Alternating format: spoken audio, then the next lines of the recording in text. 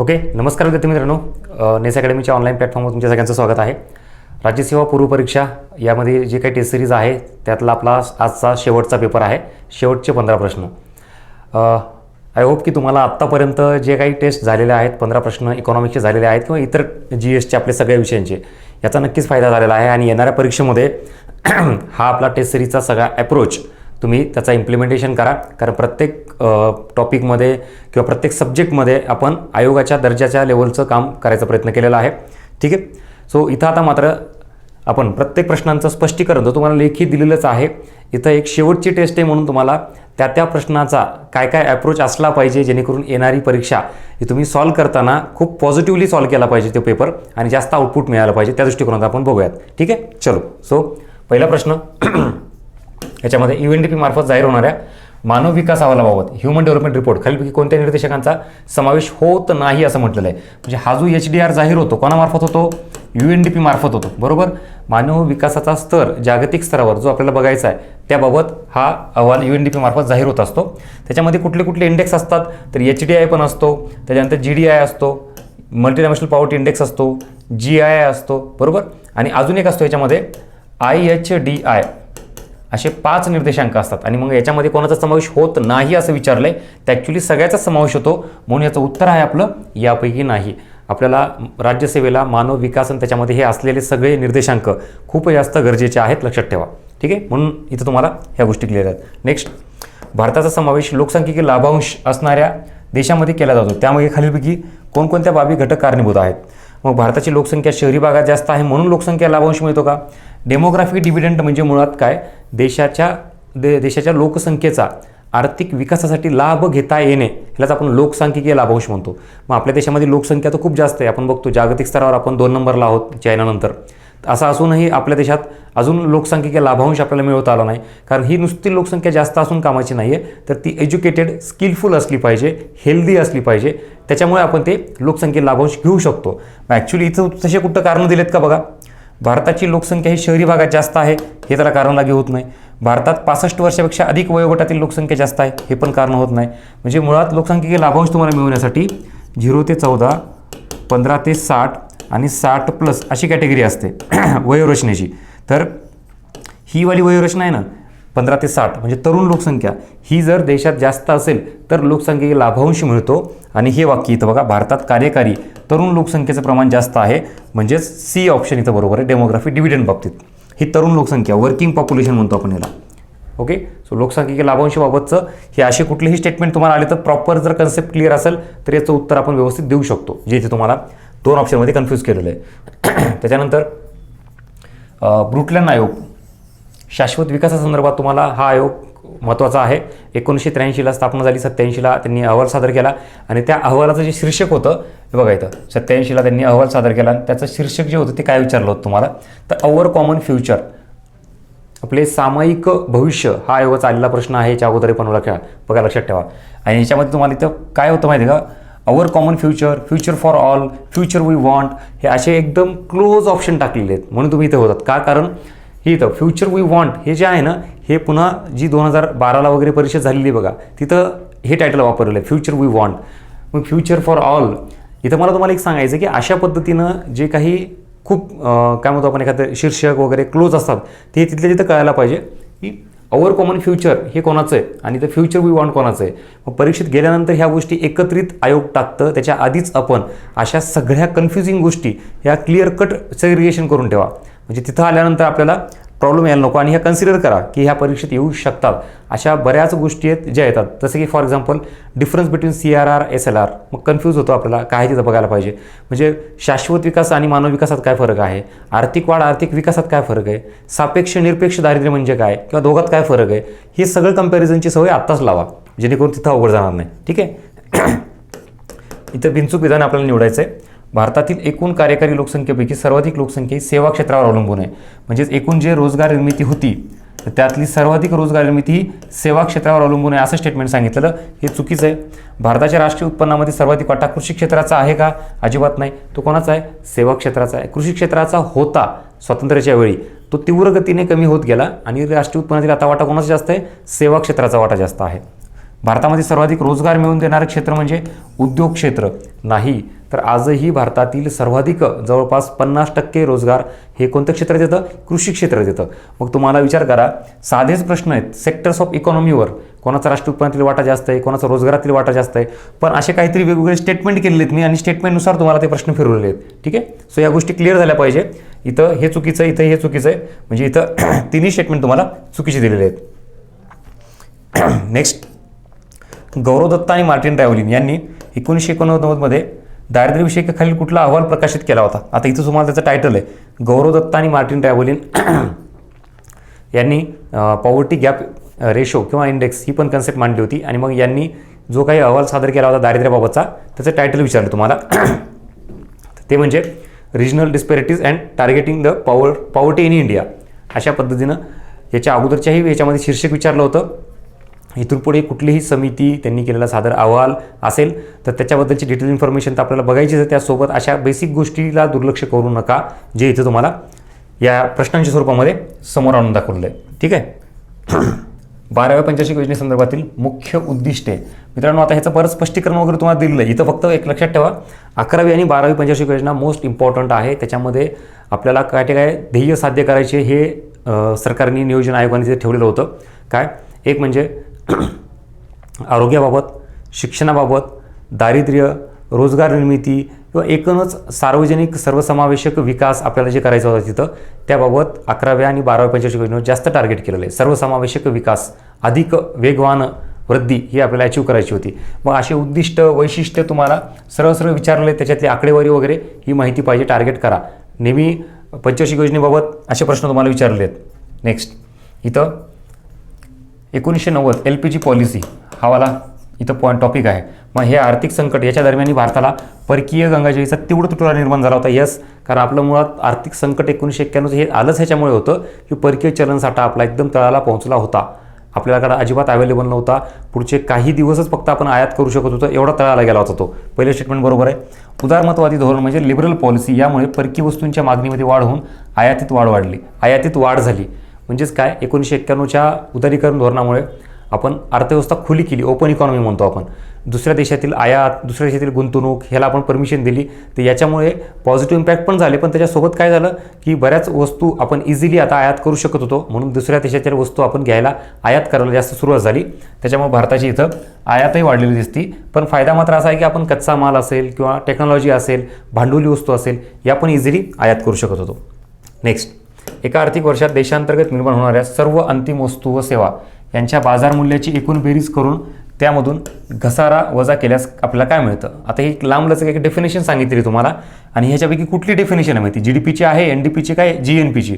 एका आर्थिक वर्षात देशांतर्गत कीवर्ड हायलाईट करायचे, देशांतर्गत निर्माण होणाऱ्या सर्व अंतिम वस्तू व सेवा बाजार मूल्याची एकूण बेरीज करून त्यामधून घसारा वजा करायचा. मग आता मला सांगा, देशांतर्गत जर हा शब्द असेल तर इथं कुठं बघायचं? डोमेस्टिक हा शब्द आहे, डोमेस्टिक, इथे एक डोमेस्टिक आहे, म्हणजे ही येणारच नाही ह्याच्यामध्ये, हा ऑप्शन कट झाला. त्याच्यातही पुन्हा ज्या वेळेला घसारा येतो ना, घसारा, तेव्हा ग्रॉस नसतं, नेट इन्कम असतं, नेट. मग नेट म्हणजे हे इथं नेट डोमेस्टिक प्रोडक्ट उत्तर मिळालं तुम्हाला. हे सुद्धा ऑप्शन कट झाला कारण तिथं ग्रॉस आहे. त्यामुळे कीवर्ड्स लक्षात ठेवा राष्ट्रीय उत्पन्न टॉपिकमध्ये.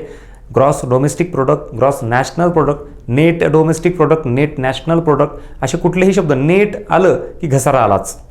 आणि ग्रॉस म्हटलं की मग त्यात घसाराचा समावेश करायचा नाही, विचारात घ्यायचा नाही घसारा. ओके. डोमेस्टिक म्हटलं की त्याच्यामध्ये आयात निर्यात विचारात घ्यायची नाही. आणि ज्यावेळेला नॅशनल म्हणतो आपण, ग्रॉस नॅशनल, ऑब्विसली त्यामध्ये आपण काय करतो? आयात निर्यात प्लस मायनस करतो. ह्या अशा गोष्टी ज्या आहेत ना, GDP, GNP, NDP आणि NNP बाबत लक्षात ठेवा, जे महत्त्वाचे कीवर्ड्स. इथं तुम्हाला डायरेक्टली महत्त्वाचे कुठले पॉईंट्स आहेत त्याच्यावरून क्लिक केलेलं आहे. भारताच्या पेट्रोलियमच्या आयातीत स्त्रोत बाबतीत खालील कुठला स्त्रोत नाही आहे. आपण जे काही क्रूड ऑइल आयात करतो तो ऑब्वियसली त्याच्यामध्ये याचा आणि याचा रोल नसल्यातच जमा आहे खूप. म्हणजे सौदी अरेबिया असेल, कुवेत असेल, हे त्याचे मेन सोर्स आहेत. आपल्याला सरळ लक्षात येऊ शकतं की आपलं जे काही क्रूड ऑइल आयात आहे ते आपण कोणत्या देशाकडून करतोय ते. इथं तुम्हाला त्याच्या नावावरून क्लिअर होऊन जाईल ते. भारतात सरकारी सार्वजनिक खर्चात, इथं खर्चात आहे, वाढ होण्याची पुढीलपैकी कुठली कारणे सांगता येतील? म्हणजेच काय की सरकारचा जो खर्च आहे, सरकार म्हणजेच एकूण भांडवली खर्च असेल किंवा महसुली खर्च असेल कुठलाही, हे वाढण्यामागे काय कारण आहे असं सांगितलं की सरकारच्या खर्चामध्ये वाढ होण्यामागे पुढील कुठले कारण आहेत.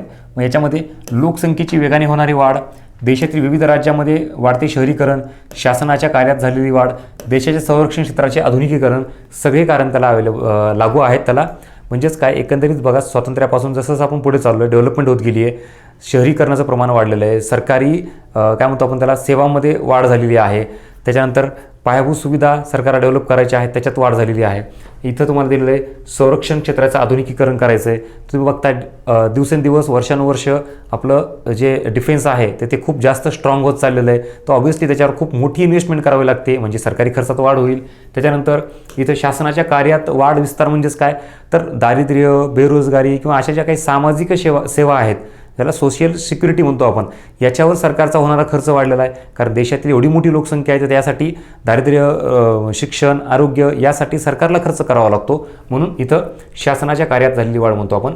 आणि शहरीकरणाचं प्रमाण असेल, ही लोकसंख्या एकूण वाढ असेल, सगळे फॅक्टर्स त्याला रिस्पॉन्सिबल आहेत. एकंदरीतच सरकारचा खर्च या विविध कारणांनी वाढत आहे. म्हणजे सगळे स्टेटमेंट बरोबर आहे. नेक्स्ट, जागतिक व्यापार संघटना WTOच्या स्थापनेसंदर्भात खालीलपैकी अचूक घटक निवडायचा. वर्ल्ड ट्रेड ऑर्गनायझेशनच्या स्थापनेबाबत घटक, इथं उरुग्वे राऊंड हे एक आपल्याला पाहायला मिळतं. मर्राकेश करार, डंकेल प्रस्ताव बिलकुल. ब्रिटन वूड परिषद आणि ब्रुटलँड आयोग अजिबात नाही. ब्रुटलँड आयोग काय, शाश्वत विकासासंदर्भात. ब्रिटन वूड परिषद काय, IMF आणि वर्ल्ड बँक या दोघा संदर्भात आहे. आणि इथं मात्र हे उरुग्वे राऊंड जे सुरू झाला, शेवटचा राऊंड, एकूण 8 राऊंड होते बरोबर गॅटचे. आणि 8व्या राऊंडमध्ये मग इथं आर्थर डंकेल यांनी प्रस्ताव मांडला WTOच्या स्थापनेचा. तो मर्राकेश येथे पूर्ण झालेला आहे, त्याला आपण मर्राकेश करार म्हणतो. मग एकंदरीत गॅटचा शेवटचा म्हणजे उरुग्वे राऊंड, त्याच्यामध्ये आर्थर डंकेल यांनी WTOच्या स्थापनेचा प्रस्ताव मांडला. तो प्रस्ताव मर्राकेश या ठिकाणी पूर्ण झाला म्हणून त्याला मर्राकेश करार म्हटलं जातं. आणि आफ्टर ऑल 1995ला WTOची स्थापना करण्यात आली. ओके, त्यामुळं हे तिन्ही पॉईंट्स WTOच्या संदर्भात आहेत. इथं मात्र तुम्हाला सरळ सरळ सांगितलं 1944ला ब्रिटन वूड परिषद, त्याच्या अंतर्गत IMF आणि वर्ल्ड बँकची स्थापना करण्यात आली. आणि ब्रुटलँड आयोग आपण आत्ताच बघितला, शाश्वत विकासासंदर्भात आहे. ठीक आहे, म्हणजे ह्या गोष्टी तुम्हाला विचार करा, 2-2, 3-3 टॉपिक मिक्स करून दिलेलं आहे. एकच टॉपिक नाही आहे, याचा आवाका तुम्हाला जर माहिती असेल ह्या सगळ्या टॉपिकचा तर असे प्रश्न सॉल्व्ह करू शकता. विचार करा. नेक्स्ट, देशातील महागाई नियंत्रित करण्यासाठी RBI मार्फत जे चलनविषयक धोरण आहे, उपाययोजना, खालीलपैकी कुठल्या साधनाचा समावेश होत नाही. RBIचं मॉनिटरी पॉलिसी आहे RBIची, त्याच्यामध्ये सरळ सरळ संख्यात्मक आणि गुणात्मक साधनं नेमकी कुठली आहेत ही आपल्याला निवडायची आहेत. आपल्याला माहिती, महागाई नियंत्रित करण्यासाठी RBIची मॉनिटरी पॉलिसी आणि सरकारमार्फत राबवण्यात येणारे राजकोषीय धोरण या दोन गोष्टी काम केल्या जातात एकत्र. मग याच्यात बँक दर हे RBIचं येतं, त्याच्यानंतर रेपो दर हे सुद्धा RBIचं येतं, आणि ओपन मार्केट ऑपरेशन OMO हे सुद्धा RBIचं येतं. पण आपल्याला काय विचारलं आहे, कशाचा समावेश होत नाही विचारलं आहे. सो ॲक्च्युली सार्वजनिक वितरण व्यवस्था आणि अनुदान ह्याच्या दोन गोष्टी आहेत, ह्या मात्र राजकोषीय धोरणाच्या आहेत. ह्या कोणाच्या नाही आहेत, ह्या चलनविषयक धोरणाच्या नाही आहेत. आणि म्हणून ह्याचं उत्तर आपल्याला हे दोन येईल बघा, सार्वजनिक वितरण व्यवस्था आणि अनुदानामध्ये वाढ. अशा प्रकारचे प्रश्न आयोगाने खूप वेळा विचारलेले आहेत. राजकोषीय धोरण आणि मौद्रिक धोरण, मौद्रिक धोरणाचे साधनं कुठले आहेत आणि राजकोषीय धोरणाचे साधनं कुठले आहेत. मग ऑब्व्हियसली आपल्याला माहिती, RBI मार्फत मौद्रिक धोरण राबवलं येतं. मग त्याच्यामध्ये bank rate, repo rate, reverse repo rate, CRR, SLR हे सगळे त्याच्यामध्ये येतात. आणि ह्याच्या व्यतिरिक्त मग जे काय आहेत ते कोणाचे, सरकारचे आहेत. नेक्स्ट, चालू साप्ताहिक दर्जा, करंट विकली स्टेटसमध्ये बेरोजगारीबाबत पद्धतीत खालीपैकी कुठल्या व्यक्तीचा समावेश केला जाईल. आपल्याला बेरोजगारीबाबतच्या पद्धती माहिती आहेत. तिथं UPSS, usual principal and subsidiary status, current weekly status, current daily status. म्हणजेच एखादा व्यक्ती तो एखाद्या वर्षामध्ये, एखाद्या आठवड्यामध्ये किंवा डेली बेसिसवर नेमका किती काम करतो त्याच्या आधारावर हे प्रकार केलेले आहेत बरोबर. एका वर्षाच्या कालावधीमध्ये UPSSमध्ये विचार केला जातो. त्याच्यानंतर विकलीमध्ये इथं किमान 1 तास तरी त्यांनी एका आठवड्यामध्ये कोणत्याही एका दिवशी केला पाहिजे. कारण डेली स्टेटस म्हणजे त्यांनी डेली बेसिसवर काम केलं पाहिजे. असे सगळे निकष आहेत, त्याच्या आधारावर तुम्हाला ही इथं एक मेथड विचारलेली आहे, करंट विकली स्टेटस बेरोजगारी संदर्भात. नेक्स्ट, खालीपैकी कोणत्या समितीने, कार्यगटाने भारतातील दारिद्र्य मोजमाप करण्यासंदर्भात कार्य केले नाही. बघा, आता आपण पटकन लगेच निवडतो, हा रंगराजन पण वाचण्यात आलेली आहे, गाडगीळ पण आहे, तेंडुलकर पण आहे, आणि उत्तर लिहून टाकतो पटकन ह्याच्यामध्ये. हे इथं ABC दिले तुम्हाला किंवा अजून दुसरे कुठले, पण ॲक्च्युली तुम्हाला कुठले काम केलेलं नाही आहे समितीनं असं विचारलं. त्यामुळं याचं उत्तर आहे नरसिंहन समिती. बरोबर, कारण त्यांनी कशात काम केलेलं आहे, बँकिंग क्षेत्रामध्ये काम केलेलं आहे, वित्तीय क्षेत्रामध्ये काम केलेलं आहे. ओके, सो अशा पद्धतीनं प्रश्न साधे सोपे असतात. याच्यामध्ये ट्रिकी क्वेश्चन्स तुम्हाला आज भरपूर पाहायला मिळाले असतील. इवन तो हा सुद्धा सार्वजनिक वित्ताचा our common future we want ऐकलेलं आहे, कॉमन आहे. मग आता तुम्ही तिथं पटकन गफलत करता ना. इथंही सेम, इथं तुम्ही दारिद्र्यविषयकच्या समिती आहेत, पटकन निवडता, ही पण ही पण ही पण. अरे पण काय विचारलंय, शेवट काय केला आहे हा बघ. ओके, पण एक गोष्ट लक्षात ठेवा, तुम्हाला या पेपरमध्ये अभ्यास हा तर लागतोच आहे, पण अभ्यासासोबतनं चुका टाळता आल्या पाहिजेत, तर तुम्ही जिंकणार. माझा हा शेवटचा एक संदेश लक्षात ठेवा तुम्ही. आत्ता तुम्हाला मेसेज माझ्यासाठी, इथून पुढे आता कितीही झालं तर वेळ फार कमी आहे, त्यामुळे अभ्यास अभ्यास अभ्यास हे आता भरपूर झाला, तो वेळ गेला आहे. आता इथून पुढे एक अशी प्लॅनिंग स्ट्रॅटर्जी करा की परीक्षेत चुका कशा कमी करता येईल त्याच्यावर काम करा.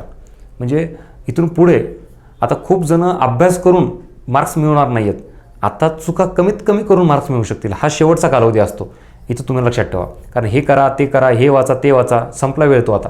म्हणून एक फोकस लक्षात ठेवा की परीक्षेत गेल्यानंतर मी चुका कशा कमीत कमी करता येईल याच्यावर सुद्धा जिंकता येतं कधी कधी. ओके, त्यामुळं हे पॉईंट लक्षात ठेवायचे, हे तुम्हाला मी दिलेलं आहे. देशात वस्तू व सेवा यांच्या किमतीत वाढ व महागाईबाबत खालीलपैकी कोणते कारण मागणीच्या बाजूचे नाही, म्हणजेच पटकन इथं लिहून ठेवायचं. कशाच्या बाजूचं विचारलंय, पुरवठ्याच्या बाजूचं विचारलेलं आहे, बरोबर. मग याच्यामध्ये सार्वजनिक खर्चात वाढ हे मागणीच्या बाजूचं आहे, लोकसंख्येतील वाढ मागणीच्या बाजूचं आहे, कृषी उत्पादनातील घट आणि निर्यात वाढ हे दोन मात्र पुरवठ्याच्या बाजूचे कारण आहेत. झालं. मग आपल्याला इथं प्रश्न वाचल्यानंतर ह्याच गोष्टी लवकर कळत नाही, मागणीच्या बाजूचे नाही म्हणजे पुरवठ्याच्या बाजूचे का कशाचे, अशा गोष्टी कीवर्ड्स हे पटकन तिथं आजूबाजूला लिहून घेत चला, लक्षात ठेवा तुम्हाला ह्याच्यामध्ये. ओके, सो मित्रांनो हे झाले 15 क्वेश्चन्स. एक गोष्ट लक्षात ठेवायची, कधीही पराभव हा आधी मनात होतो आणि मग नंतर रणात होतो. अजिबात मनात पराभव होऊ द्यायचा नाही. तिथं शेवटच्या मिनिटापर्यंत ही लढाई तुमच्या हातात असते, हे लक्षात ठेवा. कधीही पहिल्यांदा लगेच प्रश्न आले, काहीतरी आपण फेल गेलो, आले नाही, अवघड आले, ठीक आहे ना. हे बघा, आयोगाने तुम्हाला प्रत्येक वेळेस सरप्राईज ठेवलेलं असतं. कदाचित एखादा असा असतं तिथं की आज पेपर इकॉनॉमिक्सचा प्रचंड अवघड, मग हे तिथं आपण जर घाबरलो की अरे नाही मला इकोचा खूपच अवघड गेला, तर हे आयोगाच्या तिथं काहीतरी ट्रॅप असू शकतो. तुम्हाला तो एक पेपर अवघड टाकला, बाकी सोपे आहेत, पण तिथंच तुम्ही जर अडकलात तर शेवट सोप्यापर्यंत जाऊ शकत नाहीत, हे एक लक्षात ठेवा कायम. मग तो कुठलाही एक पेपर आयोग डेफिनेटली तसा टार्गेट करतो. मग तो कुठलाही येईल, मी एक्झाम्पल तुम्हाला दिलेलं आहे. पण तिथं घाबरून न जाता पटकन चला, तिथं ओळखायचं आयोगाचा ट्रॅप हे काहीतरी आहे. म्हणजे मी अभ्यास करून जर मला हे येत नसेल तर ह्याचा अर्थ एवढ्या काहीतरी ठराविक भागामध्ये आपल्याला भुलभुलैया आहे आणि हा आपल्याला पार करणं गरजेचं आहे. मग पटपट वाजून पुढं सरकायचं, पुढे आपल्या हातामध्ये असलेले जे प्रश्न आहेत ते पटपट घ्यायचे आणि सेफमध्ये जायचं. कारण अवघड पेपर हा सगळ्यांनाच अवघड जातो, पण जे प्रश्न सोपे इझी आहेत तेही लक्षात ठेवा, ते सगळ्यांना सोपे इझी जातात. तिथं आपण पोहोचलो पाहिजे, ते आपल्या हातात घेतले पाहिजे. नाही तर बऱ्याच वेळा असं होतं की सुरुवातीच्या ट्रॅपमध्ये आपण अडकतो आयोगाच्या आणि शेवटपर्यंत पोहोचतच नाहीत आणि मग वेळच मिळत नाही किंवा मग गडबडीत वाचतो वगैरे, असं व्हायला नको, हे लक्षात ठेवा. ओके, त्यामुळे आता अभ्यासाबाबतीत खूप काही सांगणं झालं, वाचा, हे करा ते करा, पण आता एक लक्षात ठेवा, मी आत्ता जे सांगितलेलं वाक्य आणि चुका टाळण्याचा हा एक वाक्य, ह्या दोन गोष्टी लक्षात ठेवा. ठीक आहे, चलो, ऑल द बेस्ट. आणि पेपर झाल्यानंतर नक्की भेटा, कॉन्टॅक्ट करा, आवर्जून ऑफिसला या. इथून पुढे जे प्रिलिमचा स्कोर आला तर आपण बघूच, पुन्हा मेन्सच्या स्ट्रॅटर्जी सांगता येईल. आणि काही जरी झालं तरी पॉझिटिव्ह राहा आणि व्यवस्थित पेपर द्या. सगळं आपल्या हातामध्ये आहे, त्याचा 2 तासाचा परफॉर्मन्स हा जास्त मॅटर करतो. कारण अभ्यास हा सगळ्यांचा झालेला असतो, सारखाच असतो, पण मग रिझल्ट कोणाचे येतात की जिथं ते 2 तासामध्ये प्रॉपर लढाई व्यवस्थित लढतात, हे लक्षात ठेवा. ओके, चलो, सो ऑल द बेस्ट. भेटूया पेपर झाल्यानंतर. Thank you so much. बघा, क्वेश्चन नंबर 16 पासून 30 पर्यंत जे आहेत ते हिस्ट्रीवर आहेत, एन्शियंट इंडिया आणि मिडियल मॉडर्न इंडियावर. आता पहिला क्वेश्चन जो आहे की पुढील दिलेल्या चिनी प्रवासाचा योग्य कालानुक्रम लावा. क्वेश्चन नंबर 16 आहे. आता याच्यामध्ये आहे की हेनसंग आहे, आपण ऑलरेडी बघा सर्व टेस्टमध्ये याच्यावर आपण ऑलरेडी क्वेश्चन्स जे आहेत ते क्वेश्चन्स आलेले आहेत. ठीक आहे, पण हे जे आहे ते हे प्रिंट मिस्टेक झालेली आहे. ठीक आहे, तर या नावाचा काही चायनीज कुठला प्रवासी नाही आहे. हेनसंग जो आपल्याला आहे तो माहिती आहे, तो हर्षवर्धनच्या काळामध्ये आलेला आहे. ठीक आहे, हर्षच्या काळामध्ये आलेला आहे. तो 630 ते 645 या वेळेत तो आलेला आहे. फायन तर आपल्याला माहिती आहे की फायन हा अतिशय महत्त्वाचा आहे आणि हेनसंग हा सुद्धा अतिशय महत्त्वाचा आहे. तर तो कधी आलेला होता, जेव्हा चंद्रगुप्त सेकंड, ठीक आहे, गुप्त राजा ज्याला आपण विक्रमादित्य म्हणतो, त्याच्या काळामध्ये फायन आलेला होता.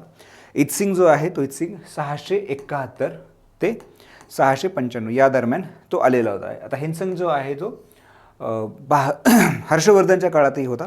कुमार भास्कर वर्मा जो त्यावेळेस आसाममध्ये ज्याचं साम्राज्य होतं तिथेही तो व्हिजिटला गेलेला होता आणि तो नालंदा विद्यापीठामध्येही होता. ठीक आहे, नालंदा विद्यापीठातही त्याने 2 वर्ष अध्ययन केलेलं आहे.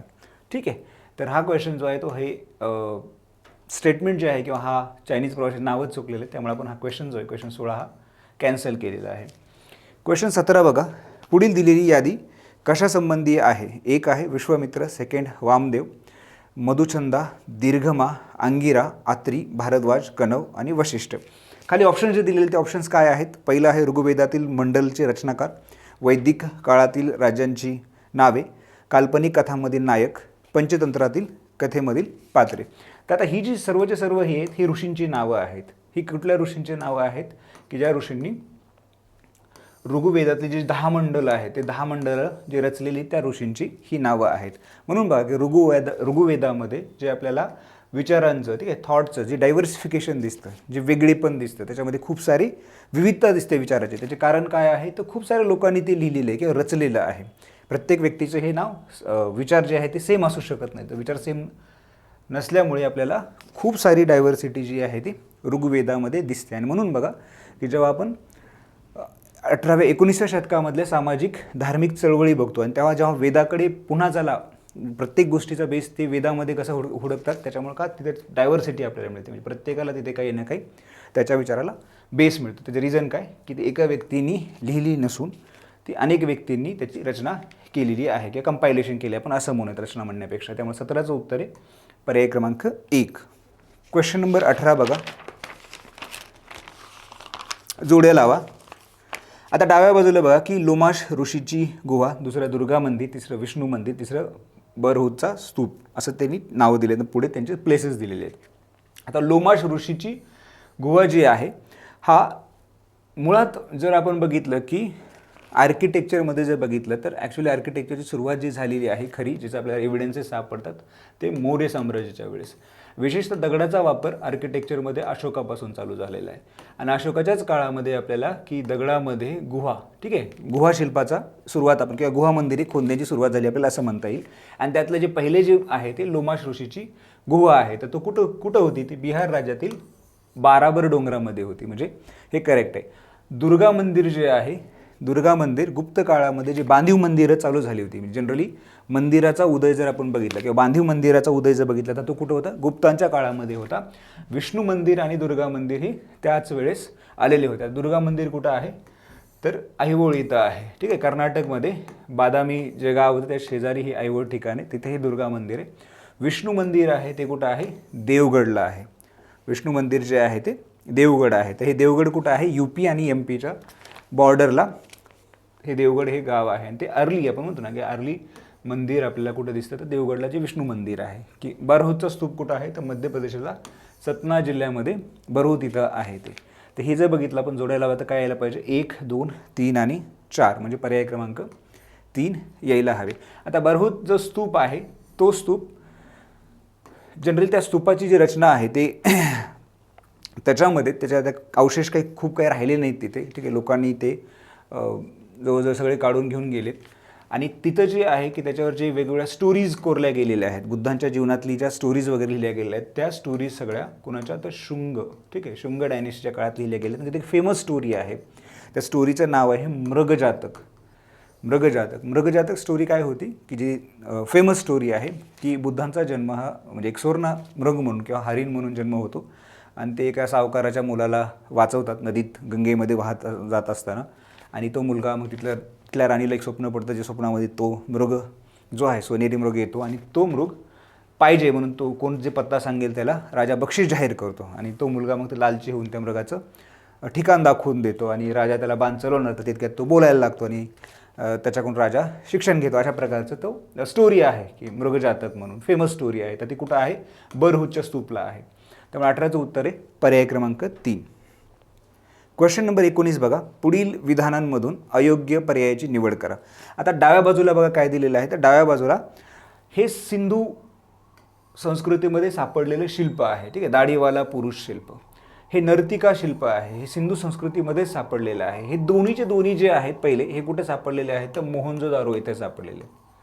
हे दोन्हीचे दोन्ही जे आहेत हे मोहनजोदारो येथे सापडलेले आहेत. दाढीवाला पुरुष शिल्प चुनखडीच्या दगडात कोरलेलं असून उंची 18 सेंटीमीटर आहे. तर हे करेक्ट आहे, हे 18 सेंटीमीटरच आहे. आणि त्याची ही नर्तिका शिल्प जी आहे त्याची उंची 4.5 इंच आहे, जवळजवळ 10-10.5 सेंटीमीटर होते.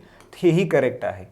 सारनाथ सिंहस्तंभ, आता अयोग्य विचारले आपल्याला. सारनाथ सिंहस्तंभ शीर्ष त्याच्याबद्दल दिले की चुनार खाणीतील एकसंध पिवळ्या वालुकाश्मात कोरला गेला आहे. तर हेही करेक्ट आहे. आता लक्षात ठेवा की सारनाथचा जो सिंहस्तंभ शीर्ष आहे ते आपल्याला महत्त्वाचं आहे की भारताची जी राजमुद्रा आहे ती आपण इथूनच घेतलेलं आहे. सारनाथ हे ठिकाण आपल्याला याच्यासाठी महत्त्वाचं आहे की बुद्धांनी, गौतम बुद्धांनी पहिलाच सेरेमन किंवा त्यांचा पहिला उपदेश जो आहे तो सारनाथ इथं दिलेला आहे. आणि अशोकाने जे काही पिलर्स उभा केले त्यातले इथे एक पिलर उभा केलेला आहे सारनाथला, जो सिंहस्तंभ शीर्ष असं आपण म्हणतो. दुसरा आणखी एक फेमस स्तंभ आहे वृषभ स्तंभ शीर्ष म्हणून. तर ते दोन्ही आपल्याला माहिती असायला पाहिजे. आता सिंहस्तंभ शीर्षामध्ये काय काय आहे तर त्याची रचना जर आपण बघितली तर असं घंटीच्या आकाराचं खाली असं उलटं कमळ आहे, ज्याला आपण बेल शेप्ड म्हणतो. ते आपण दारियस राजा इराणकडून घेतले. ठीक आहे, इराणचा तो प्रभाव आहे असं दिसतं. त्याच्यानंतर 2 अशा कडा आहेत, त्या कडावर असं चौकोनी आहे आणि मध्ये धम्मचक्र आहे आणि असे शेजारी प्राणी दिलेले आहेत. ते प्राणी कुठले कुठले आहेत, एक बैल आहे, हत्ती आहे, ठीक आहे, घोडा आहे आणि सिंह आहे. आणि त्याच्यावर एकमेकांना पाठ करून किंवा एकमेकांचे पाठ चिटकून चारी दिशेला 4 सिंह आहेत. आता हे बैल, हत्ती, घोडा आणि सिंह हे असण्याचं रिझन आहे ते प्रतीक म्हणून आहेत. ठीक आहे, आणि त्याच्यामध्ये जे आहेत ते ऑलवेज धावण्याच्या पोजमध्ये, तुम्ही जर ते बघितलं तर ते असे थांबलेले नाही, ते धावण्याचे आहेत. तर ते काय इंडिकेट करतं की हे जे चक्र आहे, 2 प्राण्यांमधलं जे चक्र आहे ते धम्मचक्र प्रवर्तन आहे, म्हणजे ते चक्र सतत फिरत आहे, त्याचा असा अर्थ आहे. आता हत्ती आहे तर गौतम बुद्धाची आई गर्भवती असताना त्या आईच्या स्वप्नामध्ये हत्ती आला होता, त्याचं ते प्रतीक आहे. वृषभ राशीत गौतम बुद्धाचा जन्म झाला, हे बैल त्याचं प्रतीक आहे. आणि जो घोडा आहे, कंटक नावाचा घोडा होता, ठीक आहे, ज्या घोड्याहून त्यांनी ग्रहत्याग केला होता. ऑलरेडी आपण बघा 5व्या किंवा 6व्या टेस्टमध्ये ऑलरेडी आपण प्रश्न विचारला होता की बुद्धांच्या जीवनाची प्रतीकं आणि त्याचा सिग्निफिकन्स काय आहे किंवा त्याचं इम्पॉर्टन्स काय आहे. तर कंटक नावाच्या घोड्यावर बसून त्यांनी ग्रहत्याग केलेला होता. आणि सिंह हे जे प्रतीक आहे तर सिंह हे कशाचं प्रतीक आहे तर राज ऐश्वर्याचं प्रतीक आहे, जे गौतम बुद्ध होतं. तर त्यामुळे हे सिंह ही प्रतीक म्हणून वापरलेलं आहे. हे तिन्हीचे तिन्ही विधानं करेक्ट आहेत, पण अयोग्य विचारले, त्यामुळे 19चं उत्तर आहे यापैकी नाही. क्वेश्चन नंबर 20 बघा. पुढील दिलेली विधाने अभ्यासा. कांचीचं कैलासनाथ मंदिर, सेकंड तंजावरचं बृहदेश्वर मंदिर, मदुराईचे मीनाक्षी मंदिर, हळेबीड येथील होयसाळेश्वरचं मंदिर, भुवनेश्वरचं लिंगराज मंदिर, कोणार्कचं सूर्य मंदिर, वरीलपैकी द्रविड शैलीतील मंदिराबाबत योग्य. आता त्यांनी विचारले आपल्याला द्रविड. आता आपल्याला माहिती आहे की मंदिराची 3 शैली आहेत, एक नागर शैली, सेकंड द्रविड शैली आणि तिसरं वेसर शैली किंवा वासर शैली आपण त्याला म्हणतो. वासर किंवा वेसर शैलीमध्ये ह्या दोघांचे कॅरेक्टरिस्टिक्स आपल्याला सापडतात. आता त्यांनी विचारले द्रविड शैली. आता द्रविड शैलीची कुठले मंदिर आहेत, हे पहिले 3 मंदिरं जी आहेत ती द्रविड शैलीशी आहेत. हे जे आहे हे वासर शैली किंवा वेसर शैलीचे आहेत. आणि ही खालची 2 जी मंदिरं आहेत ती मंदिरं जी आहेत ती नागर शैलीची आहेत. आता द्रविड शैलीची जी वैशिष्ट्ये आहेत, द्रविड शैलीवर ऑलरेडी आपण एक प्रश्न विचारून झाला टेस्टमध्ये. द्रविड शैलीची जी वैशिष्ट्ये आहेत ते 3 गोष्टी त्याच्याबद्दल आपल्याला माहिती असणं आवश्यक आहे. एक म्हणजे विमान. ठीक आहे, विमान काय असतं तर जे गर्भगृहावर जे शिखर राहतं त्या शिखराला जे आहे त्याला विमान म्हणतात. दुसरं आहे गोपुरम, तिसरं आहे प्राकृत. हे शब्द माहीत पाहिजे. गोपुरम म्हणजे काय की हे मंदिराच्या बाहेर साऊथमध्ये तुम्ही बघितलं असं मोकळं पटांगण असतं, त्या पटांगणाला प्राकृत म्हणतात. आणि पटांगणाच्या बाहेर एक गेट असतं मोठं चौकोनी, तर त्याला गोपुरम म्हणतात. ठीक आहे, आणि हे जे शिखर असतं तर शिखर असे मजल्यासारखं शिखर राहतं. ठीक आहे, म्हणजे ते मजल्यासारखं शिखर असतं आणि प्रत्येक मजला हा विशिष्ट देवाला डेडिकेट केलेला असतो आणि त्या मजल्याला भूमी म्हणतात. म्हणजे हे जर मजले आहेत ह्या मजल्याला भूमी म्हटलं जातं. असं प्रत्येक मजला जे आहेत आणि सगळ्या देवांना काय सारखे मजले असत नाहीत. समजा तंजावरचं बृहदेश्वरचं मंदिर बघितलं तर त्याला 13 मजले आहेत किंवा 13 भूमी आहेत. मजले म्हणण्यापेक्षा ते 13 भूमीचं आहे. तर हे अशा प्रकारचं आहे की शिखरावर असं पायऱ्या असं जर किंवा मजले असं जर का राहतं त्याला भूमी असं म्हणतात. ठीक आहे, तर ही द्रविड शैली जी आहे जनरली कृष्णा नदीच्या दक्षिणेकडे कन्याकुमारीपर्यंत सापडते. तर 3 मंदिरं म्हणजे पहिले 3 आहेत ABC. त्याचं उत्तर यायला पाहिजे पर्याय क्रमांक 3. बघा क्वेश्चन नंबर 21. पुढील दिलेल्या विधानामधून योग्य विधानांची निवड करा. कल्हणद्वारा रचित राजतरंगिणी ग्रंथातून आपल्याला काश्मीरच्या राजाच्या इतिहासाची माहिती मिळते. तर हे करेक्ट आहे. राजतरंगिणी या ग्रंथातूनच आपल्याला काश्मीर राजाचा इतिहास मिळतो. आता कलहन हा अर्ली मेडिवल म्हणजे बघा की पूर्व मध्ययुगीन इतिहासाचा जो सोर्स आहे विशेषतः काश्मीरच्या इतिहासाचा तो आपल्याला कलहनच मिळतो. त्यामुळे हे करेक्ट आहे. चोल शासक राजराजाने तंजावर इथं बृहदेश्वर मंदिर बांधले, तर हे करेक्ट आहे. आता ह्याच्यामध्ये बघा चोल शासक राजराजाने तंजावरचा आणि इथं आणखी एक आहे की गंगईकोंडा चोलापुरम हे कोणी बांधलेलं आहे, तर फर्स्ट राजेंद्र, ठीक आहे, यांनी बांधलेलं आहे. चोल शासक, हे 2 चोल शासक आपल्याला माहिती असायला पाहिजे. त्यामुळे दोन्हीची दोन्ही विधानं जी आहेत ती करेक्ट आहेत. याचं उत्तर आहे पर्याय क्रमांक 3. 22 बघा, पुढील दिल्ली सल्तनतच्या संदर्भात इक्ता आणि इक्तेदार शब्दाबाबत योग्य पर्यायाची निवड करा. पहिलं आहे सल्तनतचे विभाजन इक्त्यामध्ये केलेले असे व त्याच्या प्रमुखास इक्तेदार म्हटले जात असे. सेकंड, पर्शियन भाषेत शिक्षण देण्यासाठी सुरू करण्यात आलेल्या शाळा म्हणजे इक्ता आणि तेथील शिक्षक म्हणजे इक्तेदार होय. सुलतानाचे दुसरे नाव इक्तेदार असून संपूर्ण साम्राज्याला पर्शियन भाषेत इक्ता म्हटले जाते. सैनिकांना इक्ता म्हटले जात असे व सेनापतीस इक्तेदार म्हटले जातात. आता जेव्हा दिल्ली सल्तनत आपण बघूत त्याच्यामध्ये इक्ता आणि इक्तेदार ही जी संकल्पना आहेत ह्या राज्याचे वेगळे विभाग पाडले होते आणि त्या विभागाला इक्ता हे नाव देण्यात आलं होतं आणि त्याचा जो हेड असेल त्या हेडला इक्तेदार म्हटलं जात असे. ठीक आहे, तर हे पहिलं जे आहे ते करेक्ट आहे. हे दुसरे, तिसरं आणि चौथं हे रॉंग आहे. त्यामुळे 22चं उत्तर आहे पर्याय क्रमांक 1. आता बघा 23 पासून 30 पर्यंतचे जे आहेत ते मॉडर्न इंडियावर क्वेश्चन्स आहेत की आधुनिक भारताचा इतिहासावर आणि महाराष्ट्राचा इतिहासावर आहे. आता पहिला बघा, प्रबोधनाची प्रक्रिया 19व्या शतकाच्या आरंभी भारतात सुरू होण्यास प्रामुख्याने पुढीलपैकी कोणत्या गोष्टी कारणीभूत आहेत. आता प्रामुख्याने कोणत्या गोष्टी कारणीभूत आहेत, तर प्रबोधन सुरू होण्यासाठी एक तर ख्रिश्चन मिशनऱ्यांचं कार्य आहे, हे तर करेक्ट आहे, आणि ब्रिटिश राज्यकर्त्यांचा संपर्क आहे. ह्या 2 गोष्टी आल्यामुळे भारतीय जनमानसामध्ये ठीक आहे तुलना व्हायला लागली. ब्रिटिश आणि आपल्यामध्ये आपल्या सोसायटीचं वैगुण्य जे आहे त्यांना दिसायला लागलं आणि त्याला रिॲक्शन करून की भारतीय जे जनमानस आहे ते उभा राहिलं. ठीक आहे, त्यांना आपल्यातले फ्लॉज बी दिसायले आणि यांच्यामधला दांभिकपणा किंवा खोटारडेपणाही त्यांना दिसायला लागला आणि त्यातून आधुनिक किंवा समाज प्रबोधनाची चळवळ, ज्याला आपण काय म्हणतो प्रबोधनाचे युग सुरू झालं. तर हे 2 प्रामुख्याने घटक कारणीभूत ठरले. तर त्यामुळं 23चं उत्तर हे दोन्ही घटक आहेत. पर्याय क्रमांक 3. आता 24 बघा, कालानुक्रमे मांडणी करा. बघा आता यावर्षी जो मेन्सचा पेपर झालेला आहे, जो आता डिसेंबरला राज्यसेवेची प्रिलिमचे मेन्सचा पेपर झाला हिस्ट्रीमध्ये, तर कालानुक्रमेचे 2 प्रश्न विचारलेले आहेत. बघा म्हणजे कालानुक्रमे दरवर्षी 1-2 प्रश्न याच्यात राहतात. याचा अर्थच काय आहे की तुम्हाला हिस्ट्रीचा अभ्यास करताना तो इव्हेंट तर तुम्हाला माहीतच पाहिजे, पण त्याचबरोबर त्याचं कालानुक्रमे म्हणजे क्रोनॉलॉजी ही आपल्याला माहीत पाहिजे किंवा ती क्रोनॉलॉजी आपण समजून घ्यायला पाहिजे. आता सत्यशोधक समाज जो आहे, सत्यशोधक समाज कधी स्थापन झालेला आहे, 1873 पुणे इथं. कुणी स्थापन केलं आहे, महात्मा ज्योतिबा फुले यांनी स्थापन केलं आहे. आर्य समाज आहे, आर्य समाजाचे संस्थापक कोण आहेत, स्वामी दयानंद सरस्वती. ठीक आहे, ते कधी स्थापन झालेलं आहे तर 1875 साली. कुठं झालं, तो पण महाराष्ट्रातच, मुंबईमध्ये झालेला आहे.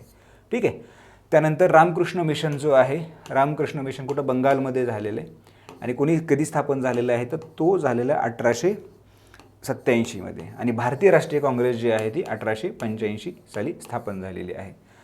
तर आता आर्य समाजाच्या बाबतीमध्ये स्वामी दयानंद सरस्वती आणि त्यांचा जो ग्रंथ आहे आर्य समाजाबद्दल तो काय, सत्यार्थ प्रकाश. तर हे जो ग्रंथ आहे तर सत्यार्थ प्रकाश हे नाव लक्षात ठेवा, कारण ते विचारण्याची शक्यता आहे. 24चं उत्तर आहे. क्रोनॉलॉजीमध्ये जर आपण पाहिलं तर उत्तर येतं पर्याय क्रमांक 2. आता 25 बघा, 25 जो क्वेश्चन आहे, इंग्लंडमध्ये क्रांतिकारी चळवळीची मुहूर्तमेढ रोवण्यात अग्रेसर असणाऱ्या श्यामजी कृष्ण वर्मा बाबत योग्य विधानाची निवड करा. तर श्यामजी कृष्ण वर्मा यांचा जन्म जो आहे तो 1857ला झाला आणि मृत्यू झाला 1930ला. हा त्यांचा कार्यकाळ आहे जीवनाचा. आता बघा की जेव्हा आपण क्रांतिकारी चळवळीचा अभ्यास करतो किंवा भारताचं फ्रीडम स्ट्रगल हे फक्त भारतात लढलं गेलं असं नाही, भारताचं स्वातंत्र्य युद्ध भारतात नाही तर विदेशातही लढलं गेलं. आणि आपण जनरली अभ्यास जो करतो तो अभ्यास 3 ठिकाणचा करतो. एक आहे की युरोपमध्ये ही चळवळ कशी चालली, म्हणजे भारताच्या स्वातंत्र्यासाठी युरोपमध्ये कसे प्रयत्न झाले, विशेषतः ब्रिटन किंवा इंग्लंड आणि पॅरिस किंवा फ्रान्समध्ये. आणि शेवटी सुभाषचंद्र बोस जेव्हा भारतातून गेले जर्मनीला आणि जर्मनी या देशामध्ये, त्यानंतर युरोप म्हणजे अफगाणिस्तानमध्ये आणि लास्ट जे आहे ते अमेरिकेमध्ये. ठीक आहे, अमेरिकेमध्ये भारतीय स्वातंत्र्यासाठी जन्मजागृत करण्यासाठी किंवा तिथूनही ही चळवळ कशी चालू केली भारतीय स्वातंत्र्य सेनांनी, ह्या 3 गोष्टी आपण अभ्यास करतो. त्यातल्या त्यात इंग्लंडमध्ये क्रांतिकारी चळवळीतलं श्यामजी कृष्ण वर्मा हे नाव अतिशय महत्त्वाचं आहे. पहिलं विधान बघा की 1897 साली लंडनला स्थायिक झाल्यानंतर परदेशी शिक्षण घेऊ इच्छिणाऱ्या होतकरू भारतीय तरुणांना दर साल त्यांनी 6 शिष्यवृत्त्या देऊ केल्या. हे विधान करेक्ट आहे. सेकंड आहे, या शिष्यवृत्तीची प्रखर राष्ट्रवादी तरुणांची काटेकोरपणे निवड केली जाईल. हेही करेक्ट आहे. आता या शिष्यवृत्तीसाठी जेव्हा निवड केली जायची तेव्हा त्याची प्री कंडिशनच होती की तुम्हाला जर ही शिष्यवृत्ती निवडली तर तुम्हाला ब्रिटिशाची चाकरी करता येणार नाही.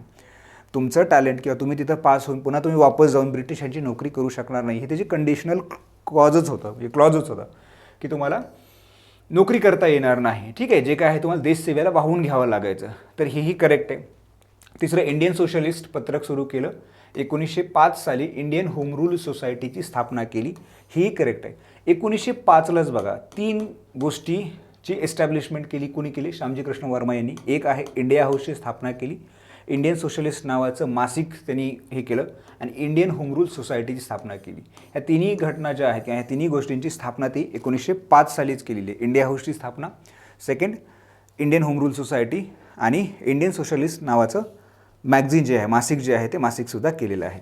आता एवढे पुरते श्यामजी कृष्ण वर्मा मर्यादित नाही आहेत. तर त्याच्या आधी म्हणजे लंडनला जाण्याच्या आधी ही श्यामजी कृष्ण वर्मा जे आहेत ते बऱ्यापैकी काम करून घेत, तेही माहिती असायला पाहिजे. 1897च्या आधी जे इंटरेस्टिंग गोष्टी आहेत त्या 2 गोष्टी आपल्याला यांच्याबद्दल माहिती असायला पाहिजेत. एक म्हणजे आर्य समाजाच्या ठीक आहे मुंबई शाखेचे ते अध्यक्ष होते, पहिले अध्यक्ष, जे आपण मगाच्या क्वेश्चनमध्ये बघितलं की आर्य समाजाची स्थापना.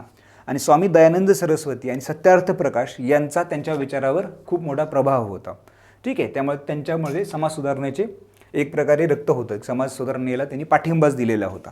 सेकंड थिंग म्हणजे 1991 साली जे एज ऑफ कन्सेंट बिल आहे, जे संमती वयाचं बिल आहे, जे मांडलं होतं बेहराम मलबारी असतील, चंदावरकर रानडे असतील, या लोकांनी, KT तेलंग असतील, त्याला यांचा विरोध होता. कुणाचा? लोकमान्य टिळकांचा विरोध होता. आणि लोकमान्य टिळकांना समर्थन कुणी केलेलं होतं? तर श्यामजी कृष्ण वर्मांनी या बिलाच्या बाबतीमध्ये लोकमान्य टिळकांना त्यांनी समर्थन केलं होतं. लोकमान्य टिळक आणि त्यांचे संबंध इथूनच चांगले झालेले होते. त्यानंतर लोकमान्य टिळकांना जेव्हा 1997-98ला जेव्हा अटक झाली रँडच्या हत्येनंतर, तर त्यानंतर ते इथून इंग्लंडला निघून गेले. म्हणून बघा आपल्याला पुढे दिसतं की त्यांनी जे 6 शिष्यवृत्ती चालू केल्या त्याच्यामधली जे छत्रपती शिवाजी महाराज शिष्यवृत्ती जी होती ती विदा सावरकरांना मिळाली. आणि त्यासाठी रिकमेंडेशन जे होतं ते रिकमेंडेशन कुणाचं होतं? तर लोकमान्य टिळकांचं होतं. ठीक आहे, तर त्यामुळे ही आपल्याला गोष्ट माहिती असायला पाहिजे. आता यांनी जवळजवळ ह्या बिलला विरोध करताना अजमेर इथं आंदोलनही केलं होतं. म्हणजे अजमेरला इथं त्यांनी सभाही घेतलेल्या होत्या संमती विधेयकासाठी. त्यानंतर बघा की जेव्हा ते तिथं गेले म्हणजे कुठे इंग्लंडमध्ये, तिथं स्पेन्सर हर्बर्ट स्पेन्सर जे आहे तो वारल्यानंतर त्याच्या स्मृतिप्रत्यार्थ जे आहे तर त्यांनी एक लेक्चर सिरीज चालू केली होती. ठीक आहे, ज्याच्यामध्ये 3 लेक्चर सिरीजचं मानधन 1000 रुपये देण्यात येत होतं आणि शिष्यवृत्ती ज्या आहेत त्या 2000 रुपये होत्या. ठीक आहे, तर त्या लेक्चर सिरीजच्या निमित्ताने लाला लजपतराय असतील, लाला हरदयाळ असतील, त्या भरपूर लोकांना तिथं त्या लेक्चरच्या बहाण्याने तिथं लेक्चर डिलिव्हर करण्यासाठी बोलवलं जात असे.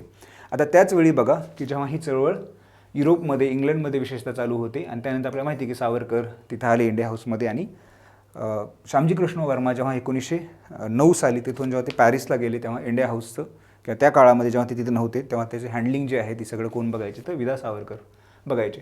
त्यानंतर अशीच गोष्ट पॅरिसमधूनही चालत होती. ठीक आहे, हीच गोष्ट जी आहे ती पॅरिसमधूनही आंदोलन चालत होतं. आणि पॅरिसचे जे आंदोलन आहे ते कोण करत होतं? सरदार सिंग राणा.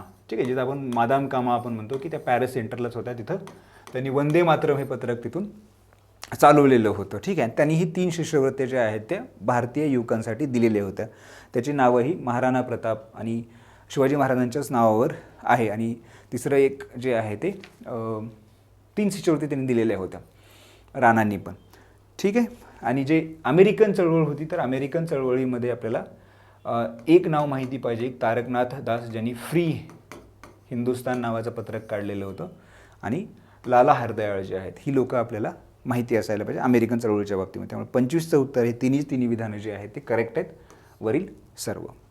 26 बघा, पुढील दिलेल्या विधानांमधून योग्य विधानांची निवड करा. पहिलं, September 1861 Bombay standard, the telegraph व कुरिअर या 3 वृत्तपत्रांचे एकत्रीकरण होऊन रॉबर्ट नाईट यांच्या संपादनाखाली द टाइम्स ऑफ इंडिया हे वृत्तपत्र सुरू झालं.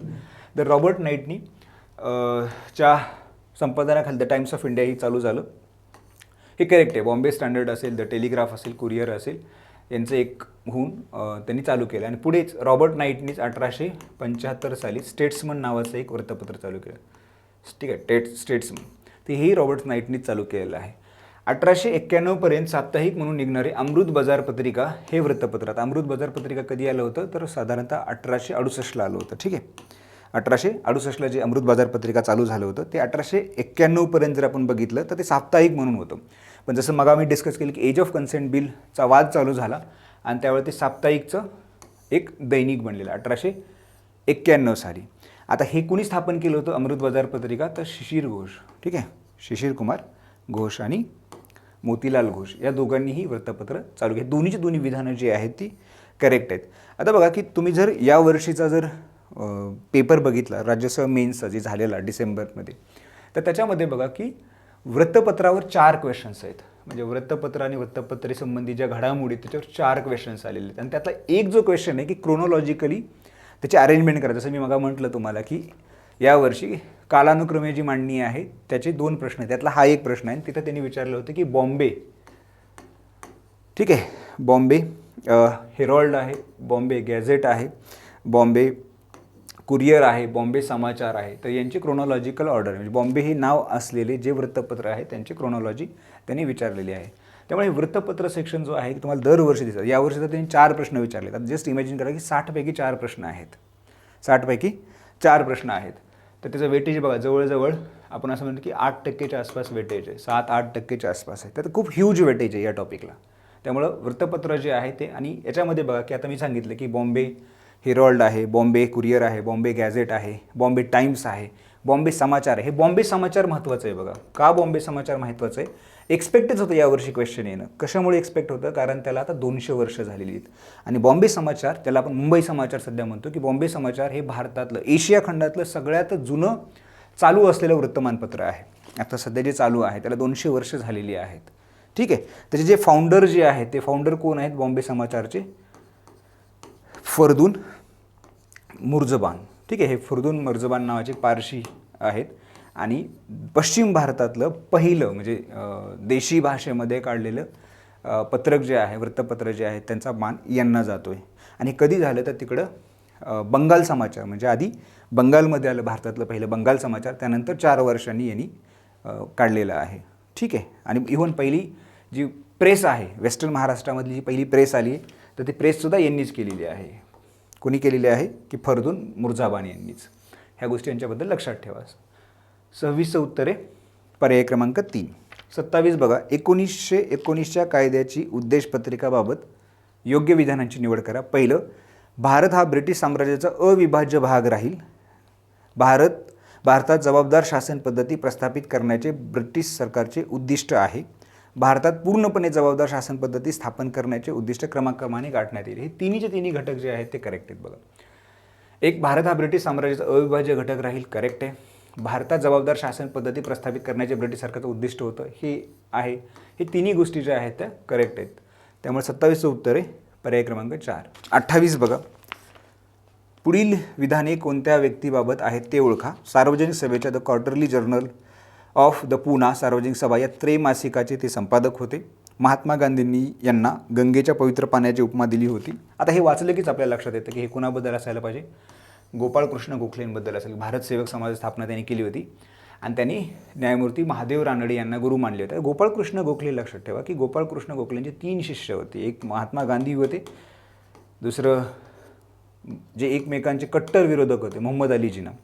ठीक आहे, आणि पुढे त्यांच्यामुळे जे 2 देश तयार झाले ते 2 देश एकमेकांचे कट्टर विरोधक बनलेले आहेत. मोहम्मद अली जिना तर असे म्हणायचे, त्यांनी लिहून ठेवलेलं आहे की मला मुसलमानांचं गोखले व्हायचं आहे. ठीक आहे, तर ते गोखलेंना गुरु मानायचे. आणि तिसरं आहेत सरोजिनी नायडू. ठीक आहे, ह्या तिन्ही लोकांनी गोखलेंना गुरु मानलेलं आहे. ठीक आहे, त्यामुळे 28चं उत्तर आहे पर्याय क्रमांक 1. 29 बघा, जोड्याला वागे की डाव्या बाजूला जे आहेत ते लिडरशिपची नावं दिली आणि उजव्या बाजूला जे आहेत त्यांनी स्थापन केलेल्या संस्था दिलेल्या आहेत. नारायण मेघाजी लोखंडे तर यांनी बॉम्बे मिल हँड असोसिएशनची स्थापना केली. लाला लजपतराय आयटेकचे पहिले अध्यक्ष होते. स्वामी सहजानंद सरस्वती अखिल भारतीय किसान सभाचे अध्यक्ष होते. आणि चित्तू पांडे जे आहे ते समांतर सरकार त्यांनी उभा केलं होतं. तर सरळ जोड्या लावा. 29चं उत्तर आहे पर्याय क्रमांक 2. 30 बघा, गांधीजींनी सुरू केलेल्या वैयक्तिक सत्याग्रहाचे पहिले सत्याग्रही कोण होते? आता बघा, गांधीजींनी जे वैयक्तिक सत्याग्रह चालू केलं त्याचे पहिले सत्याग्रही होते विनोबा भावे. आता विनोबा भावेंचं मूळ नाव विनोबा भावे नव्हतं, विनोबा नव्हतं, त्यांचं नाव विनायक नरहर पंत भावे होतं.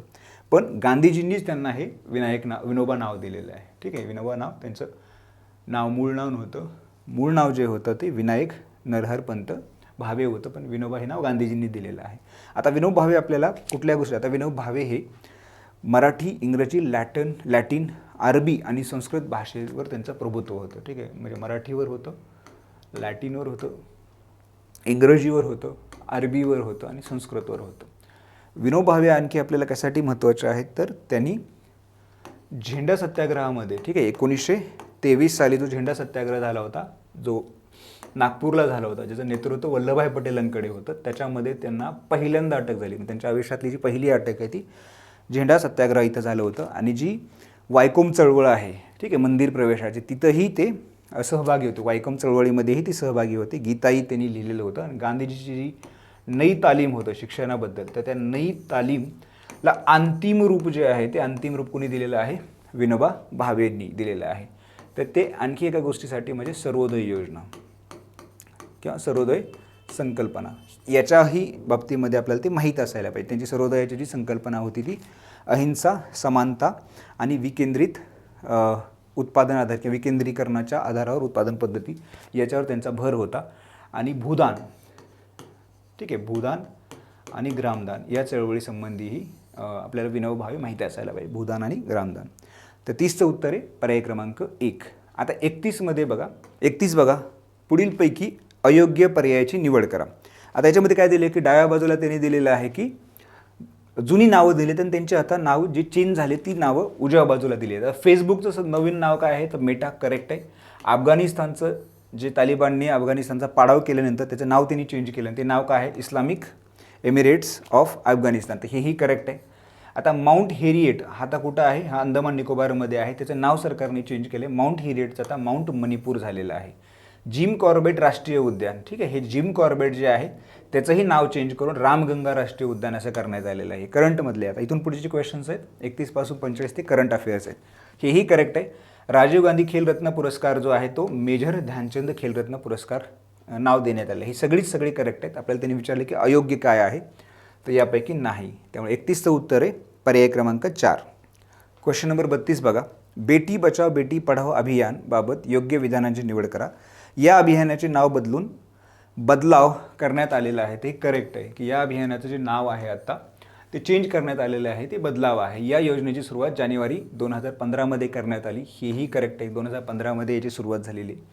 पूर्वग्रहदूषित दृष्टिकोनामुळे होणाऱ्या लिंग निवडीला प्रतिबंध करणे, मुलीच्या जीविताची आणि संरक्षणाची खातरजमा करणे आणि मुलीच्या शिक्षणाची सामाजिक सहभागाची खातरजमा करणे हे योजनेचे उद्दिष्ट आहेत.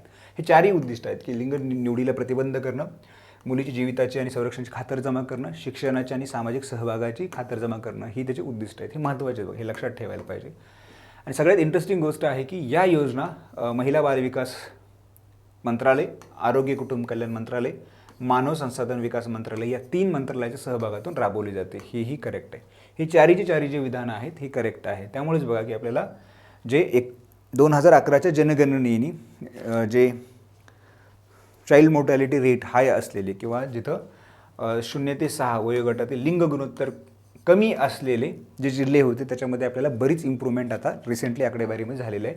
तर त्याचं एक कारण काय, तर ह्या योजनेचं ते सक्सेस पण आहे, बेटी बचाव बेटी पढाओ अभियान. ठीक आहे, 32चं उत्तर आहे वरील सर्व.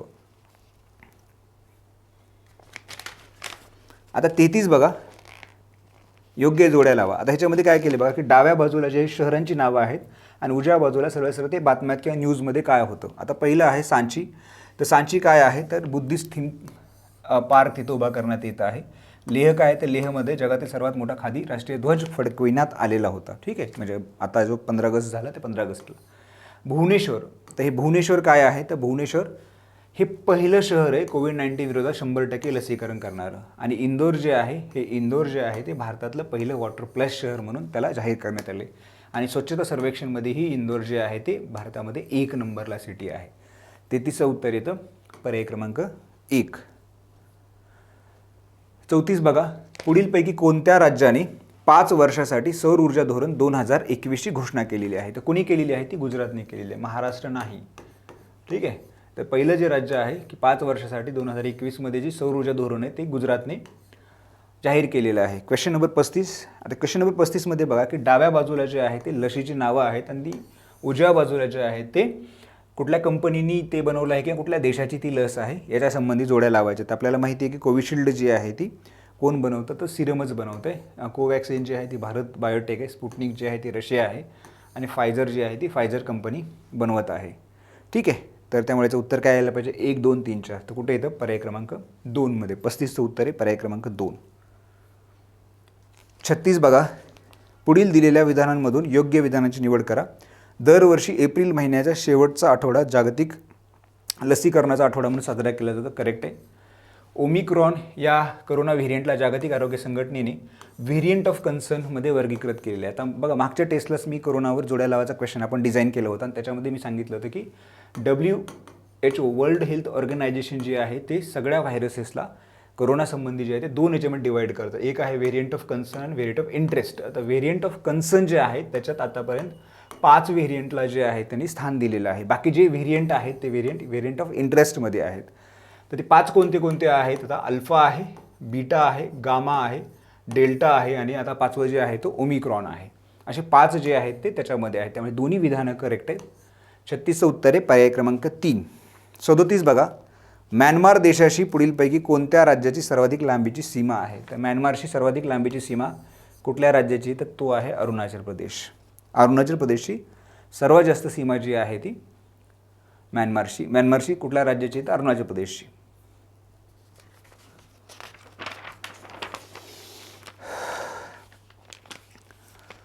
क्वेश्चन नंबर 38 बघा. काही दिवसापूर्वी ऐरावत बातम्यामध्ये होते ते काय होतं? एक, TB साठी भारताने विकसित केलेली लस नाही.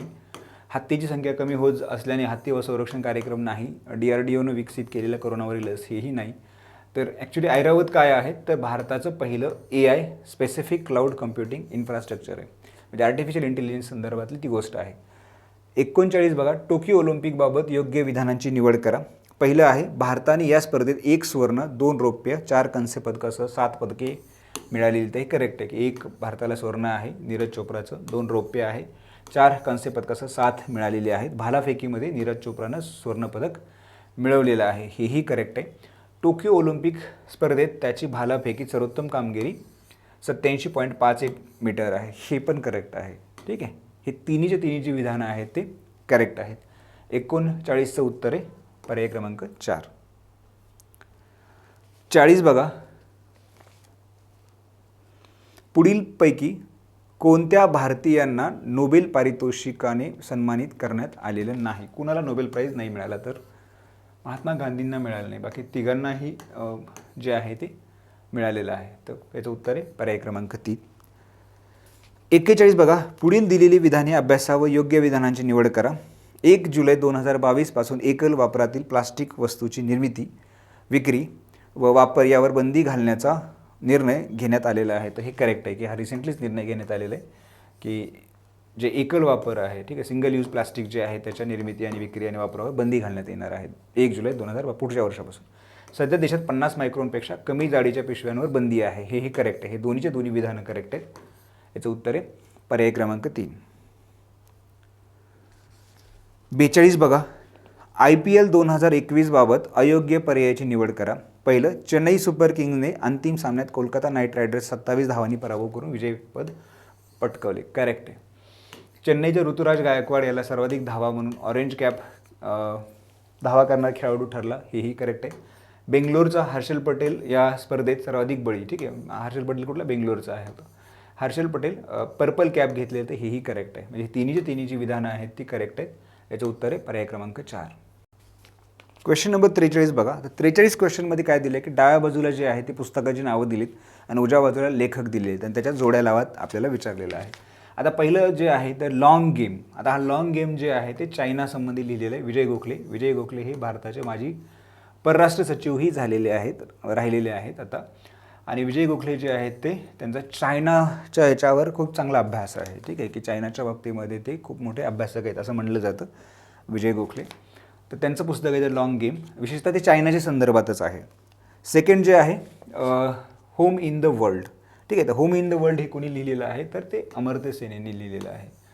इंडिया आफ्टर लिबरलायझेशन तर हे बिमल जालन यांनी लिहिलं आहे. तर anomalies in the law and justice हे न्यायमूर्ती R.V. रवींद्रन यांनी लिहिलेलं आहे. ठीक आहे, तर 43चं जे उत्तर आहे ते उत्तर आहे पर्याय क्रमांक 1. 43चं पर्याय क्रमांक 1. बघा 44, उत्तराखंडमधील चामोली जिल्ह्यात नंदादेवी हिमकड्याचा काही भाग कोसळला. या घटनेबाबत योग्य विधानाची निवड करा. यामुळे धौलीगंगा, अलकनंदा, ऋषीगंगा या गंगेच्या उपनद्यांना पूर आला. तर ही करेक्ट आहे की जे मध्ये दुर्घटना झाली होती पावसाळ्यामध्ये की चामोली जिल्ह्यातली नंदादेवी आणि अलकनंदा जलविद्युत प्रकल्प असेल, ऋषीगंगा नदीवरील लघुविद्युत प्रकल्प हे दोन्ही वाहून गेले होते. ठीक आहे, आणि त्यानंतर डिबेट चालू होता की जलविद्युत प्रकल्पाचे जे आपण हिमालयामध्ये विशेषतः करायला पाहिजे कारण तो अस्थिर आहे. तर तो डिबेट पुन्हा चालू झालेला आहे की हे नुकसान दरवर्षी जे आहे ते हिमकडा कोसळणं असेल. ठीक आहे, ह्या गोष्टीमुळे हे प्रकल्प जे आहेत ते जवळजवळ खूप मोठं नुकसान झाले त्या दोन्ही प्रकल्पाचं. आणि भारत त्याचे लार्जेस्ट हायड्रोइलेक्ट्रिक पॉवर प्लांट जे आहे ते हिमालयाच्या बेल्टमध्येच प्लॅन करत आहे. तर त्याच्यावर एक क्वेश्चन मार्क या घटनेमुळं उभा राहिलेला आहे की हे करायला पाहिजे का नाही करायला पाहिजे. 44चं उत्तर आहे पर्याय क्रमांक 3. 45, गलवान व्हॅली हे ठिकाण कुठं आहे. तर गलवान व्हॅली कुठं आहे तर ते लडाखमध्ये आहे. अरुणाचल प्रदेशमध्ये नाही, हिमाचल प्रदेशमध्ये नाही आणि सिक्कीममध्येही नाही. ते गलवान व्हॅलीमध्ये चायनासोबत जे दोन्हीकडच्या सैन्याची झटापटी झाली होती ती कुठं गलवान खोऱ्यामध्येच झालेली होती. 45चं उत्तर आहे पर्याय क्रमांक 1. बघा क्वेश्चन नंबर 46 पासून क्वेश्चन नंबर 60पर्यंत हे पॉलिटीवरचे क्वेश्चन्स आहेत. आपण बघा 46 पासून 60पर्यंत व्हायचं. 46 मूलभूत कर्तव्याबाबत योग्य विधानाची निवड करा. आता फंडामेंटल ड्युटीज आहेत. आपल्याला माहिती आहे की बेसिक कॉन्स्टिट्यूशनमध्ये फंडामेंटल ड्युटीज ह्या नव्हत्या.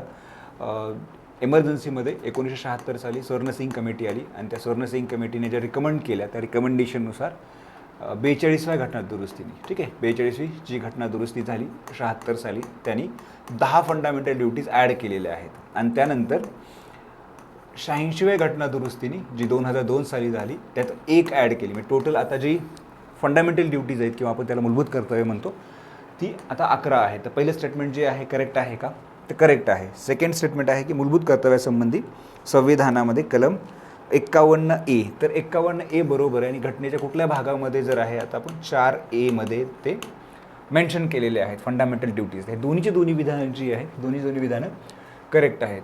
तर 46 उत्तर यायला पाहिजे पर्याय क्रमांक 3. 47 बघा, भारतीय संविधानाच्या धर्मनिरपेक्ष विशेषताबाबत पुढीलपैकी कोणते विधान सत्य आहे. आता हे बघा, धर्मनिरपेक्ष शब्द संविधानामध्ये कुठेही आढळत नाही तर हे चुकीचं आहे. कुठेही आढळत नाही असं आहे का नाही तर प्रस्तावनेमध्येच आढळतं, प्रियम्बलमध्येच आपल्याला धर्मनिरपेक्षता हा शब्द आढळतो. त्यामुळं हे विधान जे आहे हे कसं आहे चुकीचं आहे.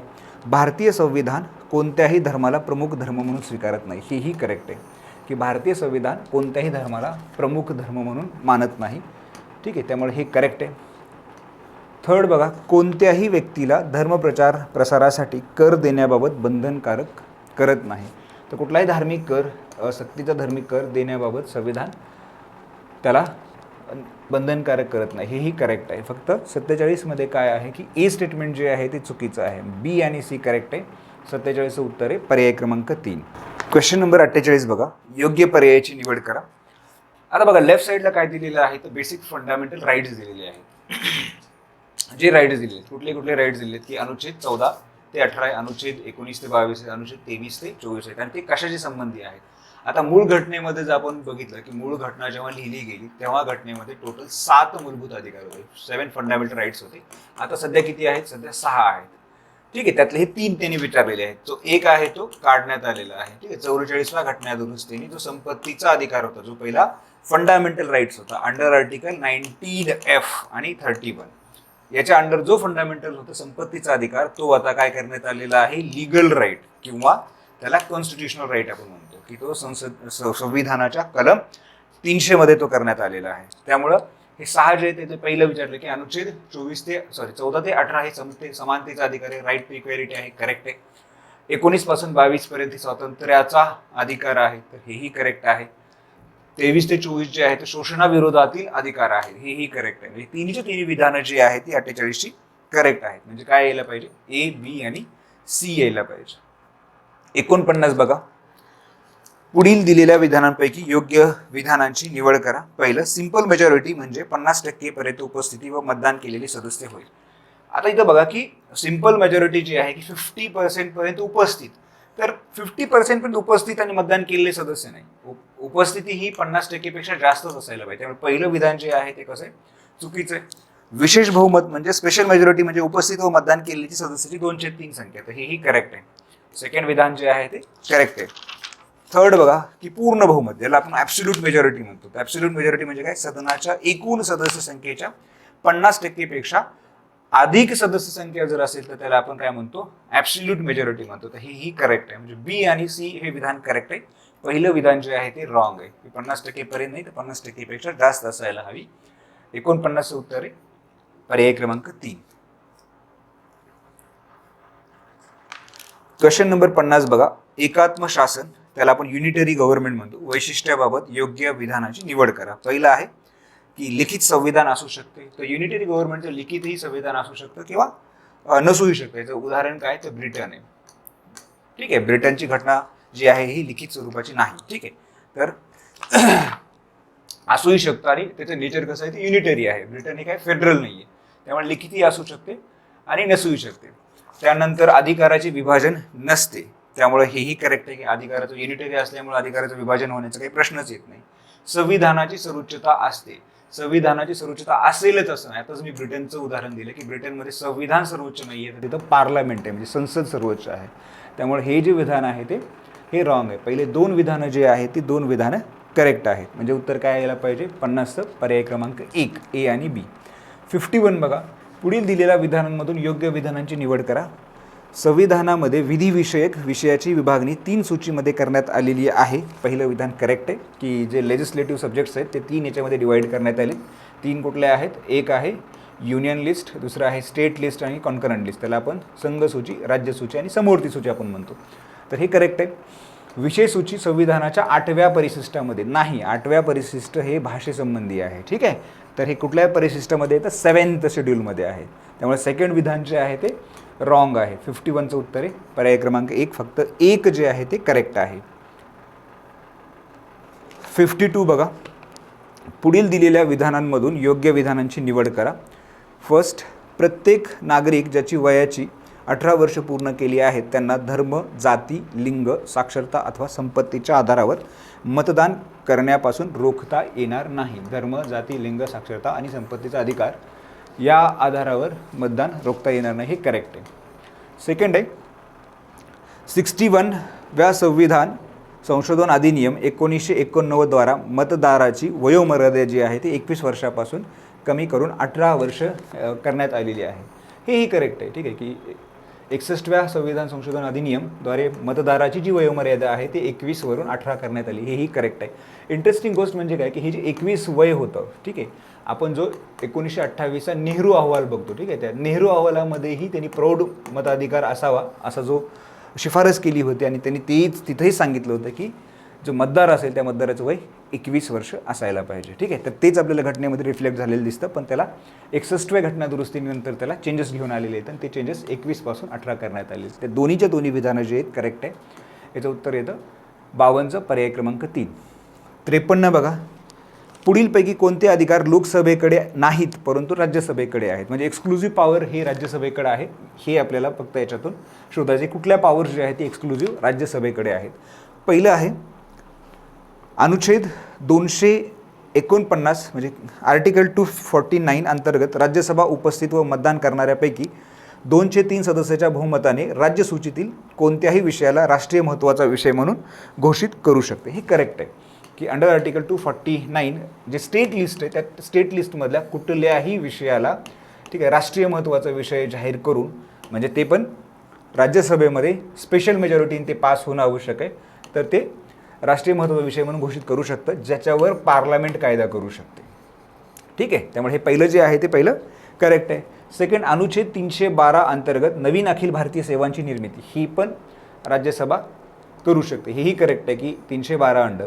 उपराष्ट्रपतीला जर काढून टाकायचं असेल, पदच्युत करण्यासंबंधीचा प्रस्ताव हा केवळ आणि केवळ राज्यसभेमध्येच मांडता येतो, लोकसभेमध्ये मांडला जात नाही. तर ही तिन्ही जी विधानं आहेत, हे तिन्ही विधानं करेक्ट आहेत. तर 53चं उत्तर आहे पर्याय क्रमांक 4. 54 बघा, अयोग्य पर्यायाची निवड करा. पहिला आहे सभागृहाचा नेता, लीडर ऑफ हाऊस आपण म्हणतो, यापदी लोकसभेत अथवा राज्यसभेत पंतप्रधानच असतात. सभागृहाचा नेता या पदाबाबत संविधानात कोणतीही तरतूद नाही. सेकंड, लोकपाल, मानवाधिकार आयोग, केंद्रीय दक्षता आयोग, मुख्य माहिती आयोग यांच्या नियुक्तीसाठी विरोधी पक्ष नेत्याची सहमती आवश्यक असते. संसदीय कार्य दिवसाचा पहिला तास प्रश्नकाळ म्हणून ओळखला जातो. तो पहिला आवर आहे तो क्वेश्चन आवरच असतो, हे करेक्ट आहे. लोकपाल, मानवाधिकार आयोग, केंद्रीय दक्षता आयोग, CBC ज्याला आपण मुख्य माहिती आयुक्त यांच्या नियुक्तीसाठी जी कमिटी असते त्याच्यामध्ये किंवा विरोधी पक्ष नेत्याचं ओपिनियन महत्त्वाचं आहे, करेक्ट आहे. सभागृहाचा नेता या संविधानात कुठलीही तरतूद नाही, हेही करेक्ट आहे की सभागृहाचा नेता तो लीडर ऑफ हाऊस जे आहे त्याच्याबद्दल घटनेमध्ये किंवा संविधानामध्ये कुठलीही तरतूद नाही. सभागृहाचा नेता लीडर ऑफ द हाऊस यापदी लोकसभेत अथवा राज्यसभेत पंतप्रधानच असतात. बहुतेक वेळा पंतप्रधान असतात, परंतु पंतप्रधान इतर मंत्र्यांनाही नेमू शकतात. आणि आता आपण जर बघितलं तर आत्ताच्या सरकारमध्ये दोन्हीही लोकसभा आणि राज्यसभामध्ये पंतप्रधान हे हाऊसचे नेते नाहीत. जर भलेही पंतप्रधान नरेंद्र मोदी लोकसभेचे मेंबर्स असतील तरीही ते लोकसभेचे house of the leader of the house नाही आहेत. ठीक आहे, तर त्यामुळं 54चं उत्तर काय आहे, पर्याय क्रमांक 1. अयोग्य विचारले तर अयोग्य काय, तर पर्याय क्रमांक 1. 55 बघा, 44व्या घटना दुरुस्तीनंतर संविधानातील कलम 352 अंतर्गत राष्ट्रीय आणीबाणी घोषित करण्याचा आधार काय आहे. राष्ट्रीय आणीबाणी, ठीक आहे, त्याला आपण नॅशनल इमर्जन्सी म्हणतो की नॅशनल इमर्जन्सी 44व्या घटना दुरुस्तीनंतर कुठल्या आधारावर लावली जाते, तर ती 3 गोष्टींवर लावली जाते. एक, युद्ध असेल किंवा बाह्य आक्रमण झालं असेल आणि सशस्त्र विद्रोह आहे. त्याच्या आधी काय होतं, तर त्याच्या आधी आंतरिक विद्रोह त्यांनी असा शब्द होता, ठीक आहे, तो बदलून सशस्त्र विद्रोह असं त्यांनी केलेला आहे. 56चं आहे राष्ट्रीय अनुसूचित, त्यामुळे याचं उत्तर काय येतं, पर्याय क्रमांक 3 येतं. 55. 56 बघा, राष्ट्रीय अनुसूचित जनजाती आयोग बाबत योग्य विधानांची निवड करा. ही एक संविधानिक संस्था आहे. ही एक संविधानिक संस्था आहे का, आहे, करेक्ट आहे. सेकंड, 89व्या घटना दुरुस्तीने स्वतंत्रपणे या आयोगाची स्थापना करण्यात आली, हेही करेक्ट आहे. या आयोगाच्या सदस्यामध्ये एक अध्यक्ष, एक उपाध्यक्ष आणि इतर 3 सदस्य असतात, हेही करेक्ट आहे. हे तिन्ही जी विधानं आहेत, हे तिन्ही विधानं करेक्ट आहेत. तर 56चं उत्तर आहे पर्याय क्रमांक 4. 57 बघा, पंचायती व्यवस्थाचा मूळ उद्देश पुढीलपैकी काय सुनिश्चित करणं आहे. फर्स्ट आहे विकासात जनसहभाग, राजनैतिक उत्तरदायित्व, लोकशाहीचे विकेंद्रीकरण आणि वित्तीय संग्रहण, ज्याला फायनान्शियल मोबिलायझेशन आपण म्हणतो. आता बघा, पंचायती राजचा मूळ उद्देश त्यांनी विचारला, तर मूळ उद्देश जो आहे तो आहे एक तर म्हणजे काय की डेव्हलपमेंटमध्ये जनसहभाग वाढवणं, ठीक आहे, म्हणजे पीपल्स पार्टिसिपेशन फर्स्ट. सेकंड म्हणजे काय की ग्रासरूट डेमोक्रेसी, ठीक आहे, ग्रासरूटला डेमोक्रेसी घेऊन जाणं, म्हणजेच काय डिसेंट्रलायझेशन ऑफ डेमोक्रेसी करणं. राजनैतिक उत्तरदायित्व फिक्स करणं नाही, राजनैतिक उत्तरदायित्व फिक्स करण्यासाठी लोकसभेच्या आणि विधानसभेच्या इलेक्शन्स आहेत, ठीक आहे, त्यामुळे ही राजनैतिक उत्तरदायित्व आणि फायनान्शियल मोबिलायझेशन आहे. तर ह्याचा मेन मूळ उद्देश जो आहे पंचायत राज व्यवस्थेचा ते 2च आहेत. त्याच्यामध्ये पहिलं आहे काय की विकासामध्ये डेव्हलपमेंटमध्ये जे आहे ते नागरिकांचा सहभाग किंवा जनसहभाग असायला पाहिजे आणि डेमोक्रेसीचं जे आहे ते डिसेंट्रलायझेशन असायला पाहिजे. हे 2 आहेत, म्हणजे 57चं उत्तर आहे पर्याय क्रमांक 3. बघा, क्वेश्चन नंबर 58 बघा, भारताच्या संसदेबाबत अयोग्य पर्यायाची निवड करा. आता भारतात एक राष्ट्रपती, लोकसभा आणि राज्यसभा मिळून संसद तयार होते, हे करेक्ट आहे. राज्यसभेत ज्याप्रमाणे नामनिर्देशित सदस्य असतात त्याप्रमाणे लोकसभेत असत नाहीत, हेही करेक्ट आहे. राज्यसभा भंग करता येत नाही, हेही करेक्ट आहे. लोकसभा संपूर्ण भारताच्या नागरिकांचे प्रतिनिधित्व करते, तर राज्यसभा केंद्रामध्ये राज्य व केंद्रशासित प्रदेशाचे प्रतिनिधित्व करते, हेही करेक्ट आहे. ही चारी विधाने करेक्ट आहेत, पण त्याने आपल्याला विचारलं अयोग्य पर्याय, तर अयोग्य पर्याय इथे एकही नाही, म्हणून आपण क्वेश्चन नंबर 58 आहे तो आपण कॅन्सल करतो, ठीक आहे. 58चा आन्सर आपल्याला अयोग्य विचारल्यामुळे आपल्याला याच्यात मिळत नाही. तर 58चं उत्तर काय, तर क्वेश्चनच कॅन्सल केलं आहे, ठीक आहे. 59 बघा, क्वेश्चन नंबर 59, भारतीय संविधानाचे संरक्षक म्हणून किंवा गार्डियन ऑफ द कॉन्स्टिट्यूशन कोण आहे? तर ते आहे सर्वोच्च न्यायालय. भारतीय संविधानाचा संरक्षक कोण आहे? गार्डियन ऑफ द कॉन्स्टिट्यूशन सर्वोच्च न्यायालय. 59चं उत्तर आहे पर्याय क्रमांक 4. 60 जोड्या लावा. आता ब्रिटनकडून बघा आपण काय घेतलं आहे तर संसदीय शासन प्रणाली. USA कडून मूलभूत हक्क आपण घेतलेले आहेत. कॅनडाकडून काय घेतलेले आपण? राज्यपालाची नेमणूक आणि समोर्त सूची किंवा त्याला आपण कॉन्करंट लिस्ट म्हणतो तो आपण ऑस्ट्रेलियाकडून घेतलेली आहे. तर हे जर बघितलं तर आपलं उत्तर काय यायला पाहिजे? Britain, America. तर पर्याय क्रमांक 1 यायला पाहिजे. ठीक आहे, 1 3 2 1. तर 60चं उत्तर आहे पर्याय क्रमांक 1. Question number 61. वनस्पतीमध्ये पेशी विभाजन सतत घडते,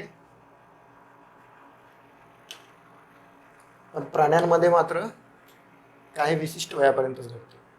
उत्तर आहे 2. 62. वर्गीकरणाची नैसर्गिक पद्धती natural system of classification Carl Linnaeus यांनी दिली. वर्गीकरणाची कृत्रिम पद्धती आर्टिफिशियल सिस्टीम ही बेंथम आणि हुकर यांनी दिली. नाही, नॅचरल सिस्टीम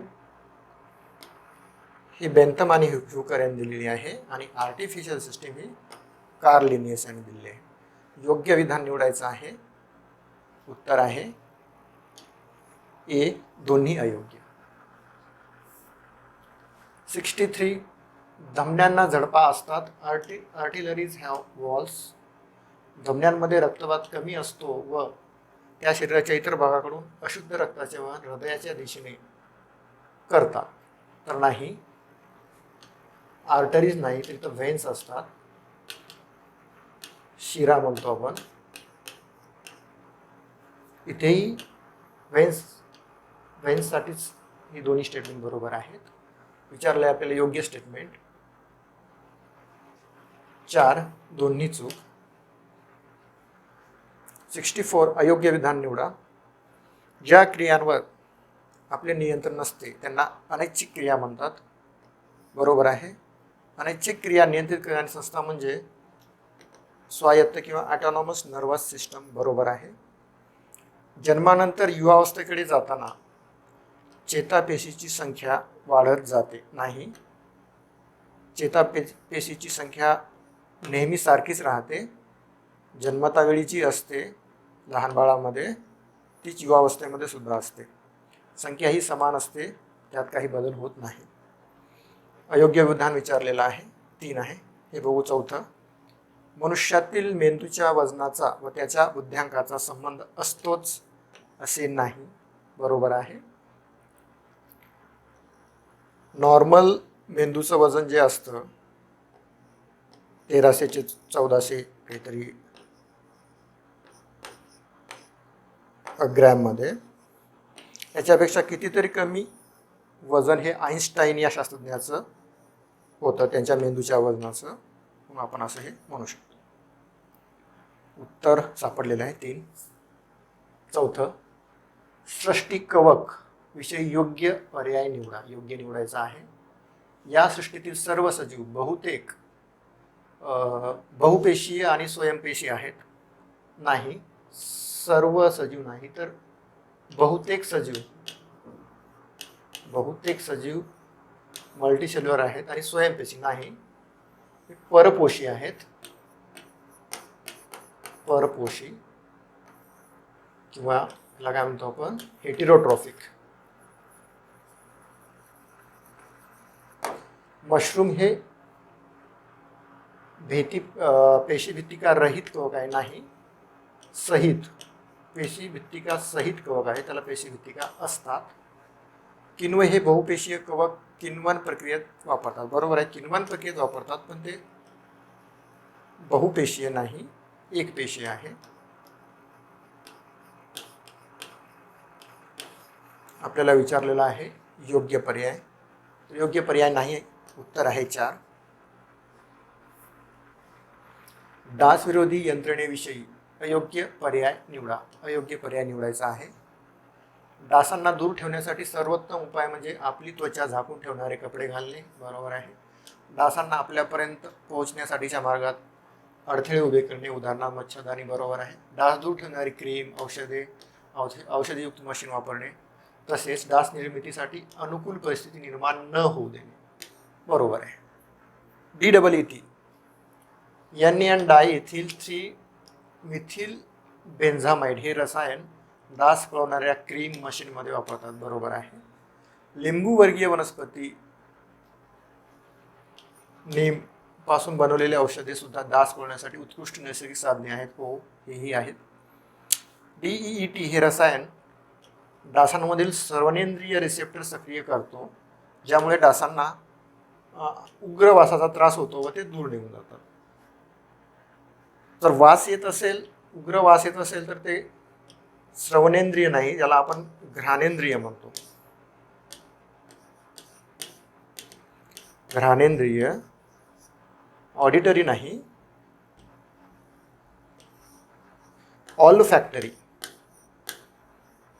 ऑल्फॅक्टरी रिसेप्टर्स असतात, त्यावर ते इम्पॅक्ट करतात, म्हणून डास निघून जातात. अयोग्य पर्याय निवडायचा होता 4. वर्गीकरण तत्वानुसार कोणते वर्गीकरण अयोग्य आहे? पिनवर्ग, फायलेरिया, हुको. ओके, डास. तर हे बरोबर आहे. सगळ्याला सगळे संघ प्लॅटीहेल्मिंथिस.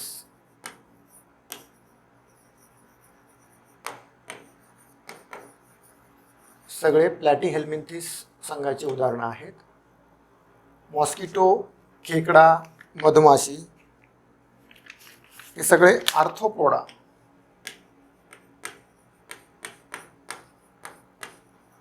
आर्थ्रोपोडा या संघातले सजीव आहेत.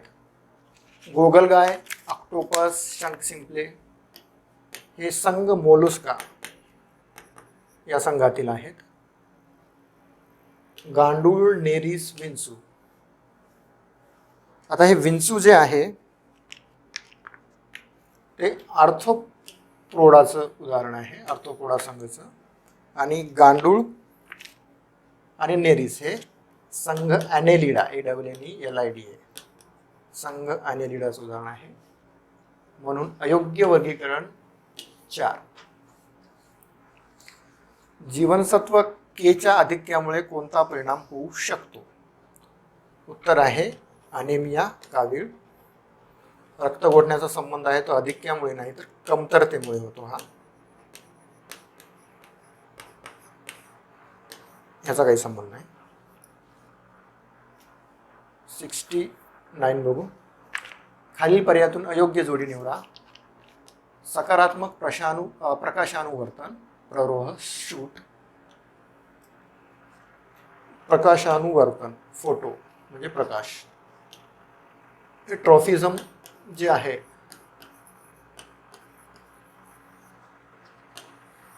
वनस्पतीची वाढ ही स्टिम्युलसच्या दिशेने किंवा विरुद्ध दिशेने होते, त्याला आपण ट्रॉफिझम म्हणतो. जर ती वाढ फोटो किंवा प्रकाशाच्या दिशेने होत असेल तर आपण त्याला फोटोट्रॉफी किंवा फोटोट्रॉफिझम म्हणतो. तर हे शूट, हे जे सूट आहे झाडाचं, शेंडा, तर हे बरोबर आहे, प्रकाशाच्या दिशेने वाढतो. सकारात्मक गुरुत्वाकर्षानुवर्तन, पॉझिटिव्हली जिओट्रॉफिक. तर मूळ, झाडाचं जे मूळ आहे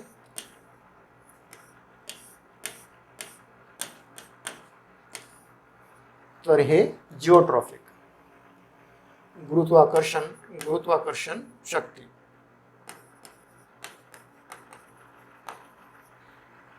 त्या दिशेने होते, म्हणजे जमिनीच्या दिशेने खाली, हे बरोबर आहे. रसायनानुवर्तन, किमोट्रॉफिझम, परागकण नळी पोलन ट्यूबमध्ये. तर हो, जे पोलन ट्यूब असतात, फूल आणि फुलाचे, आपण जर ते फर्टिलायझेशन इन फ्लावर्स पाहिलं झाडामध्ये, तर जी ओव्हरी असते, ओव्हरीमधलं केमिकल असतं, केमोट्रॉफिक रसायन, हे स्टिम्युलेट होतं आणि इथून त्या पोलन ट्यूबला वाढ व्हायला लावतं. म्हणजे हे बरोबर आहे. जलानुवर्तन हायड्रोट्रॉफिक, हायड्रो म्हणजे पाणी किंवा जल, जलाच्या दिशेनं जलामुळे किंवा जलाच्या दिशेकडे होणारी वाढ ही फुलामध्ये नाही तर परत मूळ रूटमध्ये होत असते झाडाच्या, म्हणून अयोग्य विचारलं होतं 4. खालीलपैकी कोणता धातू ऑक्सिजन, पाणी, आम्ल यासोबत अभिक्रियाशील नाही असं विचारलंय. मागच्याच टेस्टला आपण रिॲक्टिव्हिटी सिरीज पाहिली होती.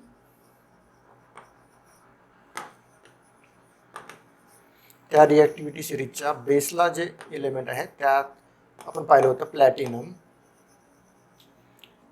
गोल्ड, सिल्वर कमी क्रियाशील असतात, काही मध्यम आणि काही खूप हाय असतात. त्याच्यामध्ये आपण पाहिलं होतं सोडियम, सीसियम, सेलियम वगैरे. ठीक आहे, तर याचं उत्तर आहे 4. 71 पाहू. डॅश आणि डॅश समान असताना सारख्या आकारमानाच्या वायूमध्ये रेणूंची संख्या समान असते. दाब आणि तापमान.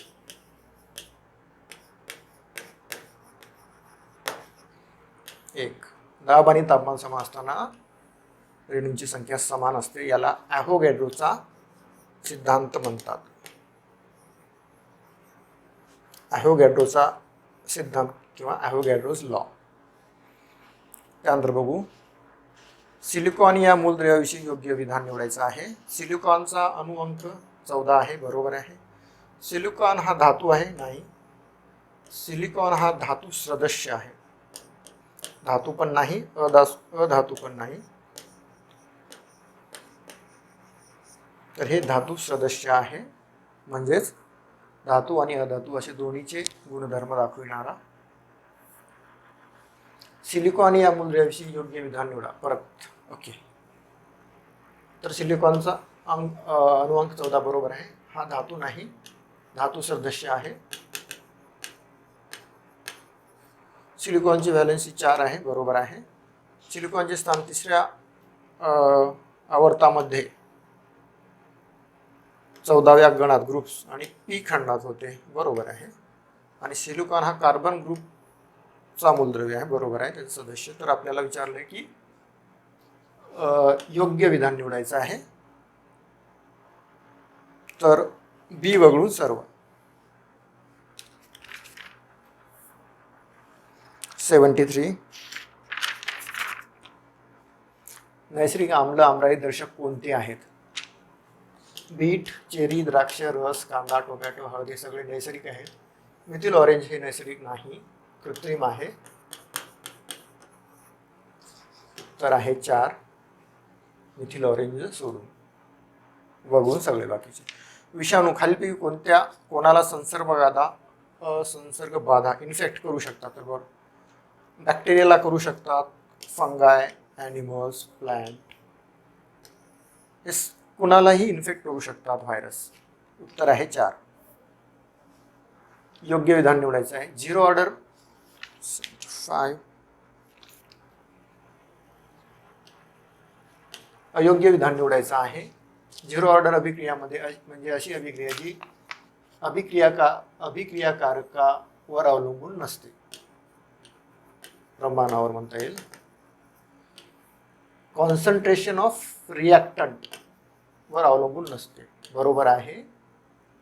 हे रिॲक्टंटच्या कॉन्सन्ट्रेशनवर किंवा प्रमाणावर अवलंबून नसते. प्रकाश संश्लेषण अभिक्रिया ही 0 ऑर्डर अभिक्रियेचे उदाहरण आहे, हो. फर्स्ट ऑर्डर अभिक्रिया ही फक्त एका अभिक्रियाकारकाच्या प्रमाणावर अवलंबून असते, हो, कुठल्याही एका. याचं उदाहरण आहे आपलं रिॲक्टर, न्यूक्लिअर रिॲक्टरमध्ये होणारी अभिक्रिया फक्त एका रिॲक्टंटवर ते अवलंबून असते. लोखंड गंजणे ही 0 ऑर्डर रिॲक्शन आहे, नाही.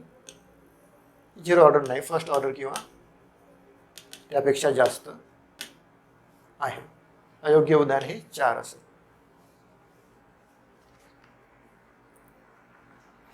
एक पाण्याने भरलेला द्रवस्तंभातून आपण जसजसे वर जाऊ तसतसे दाब कमी होईल का वाढेल? समान राहील. पाण्याने भरलेला असा स्तंभ असेल आणि इथून जर आपण वर वर जाऊ पोहत तर प्रेशर हे कमी कमी होत जाईल. तेच जर आपण खाली गेलो तर प्रेशर वाढत जाईल. उत्तर सापडले एक. 77 खाली दिलेली विधाने अभ्यासावर योग्य पर्याय निवडा. पृथ्वीचे वजन दिलेले आहे. पृथ्वीची त्रिज्या दिलेली आहे r. गुरुत्व स्थिरांक दिलेला आहे g. ठीक आहे. एक वस्तू उदाहरणार्थ उपग्रह पृथ्वीच्या पृष्ठभागावरून पृथ्वीच्या त्रिज्येच्या 1.5 उंच 1.5 पट उंचीवर आहे. ओके. तर त्या वस्तूवर कार्य करणारे गुरुत्वत्वरण किती हे आपल्याला काढायचं आहे. म्हणजे जी हाईट समथिंग पृथ्वी आहे आणि इथे इथे कुठंतरी उपग्रह आहे. या उपग्रहावर ॲक्ट होणारे गुरुत्वत्वरण काढायचं आहे. तर एक्झॅक्ट व्हॅल्यू काढायची गरज नाही आपल्याला. फक्त या दिलेल्या माहितीवरून आपल्याला उत्तरापर्यंत पोहोचता येते की नाही एवढंच त्यांनी विचारलेलं आहे. तर जी काढण्यासाठी फॉर्म्युला आहे आपल्याला GM upon R plus H चा वर्ग. बघा जी दिलेला आहे. कुठे आहे जी? हां, इथं जी दिलेला आहे. M दिलेला आहे पृथ्वीचे वजन. R पृथ्वीची त्रिज्या पण दिलेली आहे. आता पाहिजे H म्हणजे हे अंतर H. तर हे सांगितले आहे एक वस्तू पृथ्वीच्या पृष्ठभागावर पृथ्वीच्या त्रिज्या 1.5 पट आहे. तर हे पण माहिती आहे म्हणजे H पण माहिती आहे. तर उत्तर आपल्याला ह्या इक्वेशनमध्ये व्हॅल्यू टाकल्यावर उत्तर मिळून जाईल आपल्याला. म्हणजेच काय की दोन्ही विधाने 1 आणि 2 एकत्रित अभ्यासलाच उत्तर मिळेल. उत्तर आहे 3. अयोग्य पर्याय निवडायचा आहे. इंजिनची कार्यक्षमता इंजिन इफिशियन्सी झालेले कार्य आउटपुट डिवाइड बाय इनपुट बरोबर आहे. गतीज ऊर्जा कायनेटिक एनर्जी mgh. वारंवारिता F 1/h आणि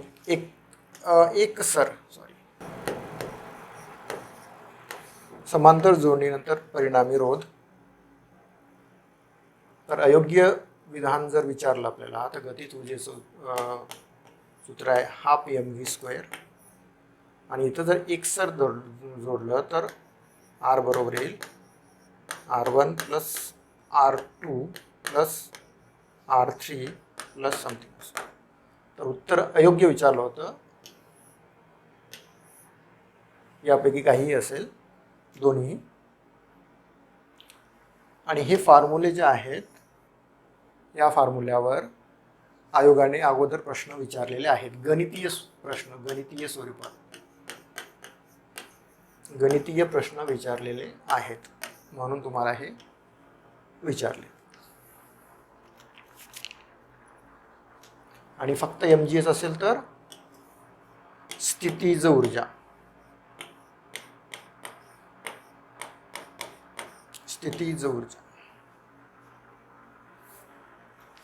79 योग्य पर्याय निवडा. प्रत्यावर्ती विद्युतधारेची अल्टरनेटिंग करंट वारंवारिता उच्च असते व वहन होताना विद्युत शक्तीत कोणतीही घट होत नाही. विधान बरोबर आहे.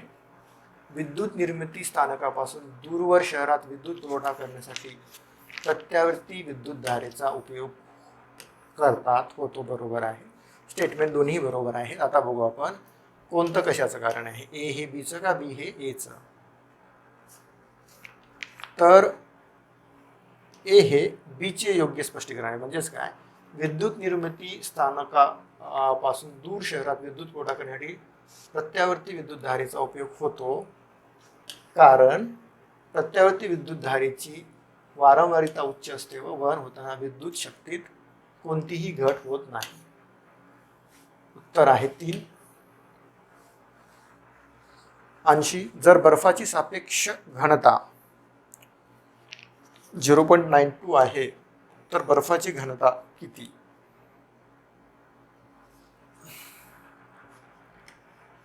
सापेक्ष घनता साठी सूत्र आहे